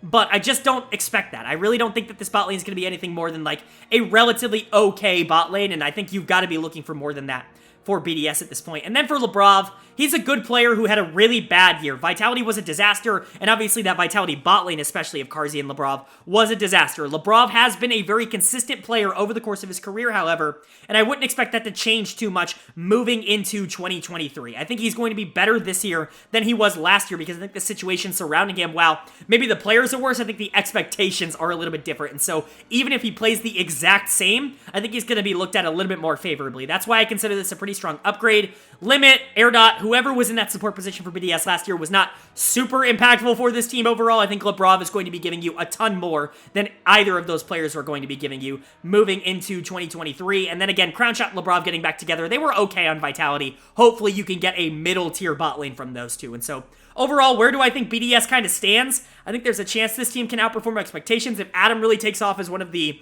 breakout stars in that top lane. If you get, Crownshot and Labrov being a relatively decent bot lane, you can kind of hide the fact that I think this mid-jungle duo might be the worst in the league, but, outside of that, just not a lot of hope. This is probably not a playoff team. This is certainly not a team that's going to be, pushing for Worlds or anything like that. Very similar to Astralis, this is a team that is looking to develop some of the young talent to either sell on in the future or to potentially, push next year. This is not a 2023 angle for BDS, and some people are going to be frustrated by that, but at the end of the day, that's just simply how this ecosystem works. I know a lot of people are talking like, oh, well, if you're not trying to win this year, then what's the point of you being in the LEC? And that's just not something that I personally agree with. You can't have 10 teams in one region competing to win the trophy. It's just never going to happen. BDS, Astralis, SK, they don't have the money to compete for the talent that is going to be going to these top tier teams. And so they've got to do the best with what they've got. And I think overall, there are some good and some bad that BDS has offered here. Like Adam, I like Labrov. Those two additions I think are going to be super positive. Crownshot's fine. I'm not super in or out on him. Sheo and Nuclear certainly have a lot to show me, but if this team were to finish somewhere around 7th, I wouldn't be, ridiculously surprised. I just don't think they're going to be in that conversation for a playoff team come the end of the year. All right, but that is going to do it for my LEC 2023 roster review. I went over all 10 teams and how their offseason went. We're sitting at almost 2 hours on this video, so I have to ask, if you guys did enjoy this video, please go ahead and leave a like down below. It really does help out the channel a lot more than you guys know. And of course, if you are new, thank you so much for sitting through this 2-hour-long video of me talking about my thoughts on these teams. If you enjoyed the content that was put out here, go ahead and hit that subscribe button. I'm putting out content not only on the LEC, of course, the LCS video is already out. The LPL and the LCK videos are going to be coming soon. And so if you're excited for those, let me know down in the comment section below. And of course, let me know, like I said earlier in the video, what team do you think upgraded the most? What team do you think downgraded the most in the offseason? I'd love to hear you guys' opinions down in the comment section below. But of course, with all that being said, I hope you all are having a great day. I hope you continue to have a great day. And I will see you all later.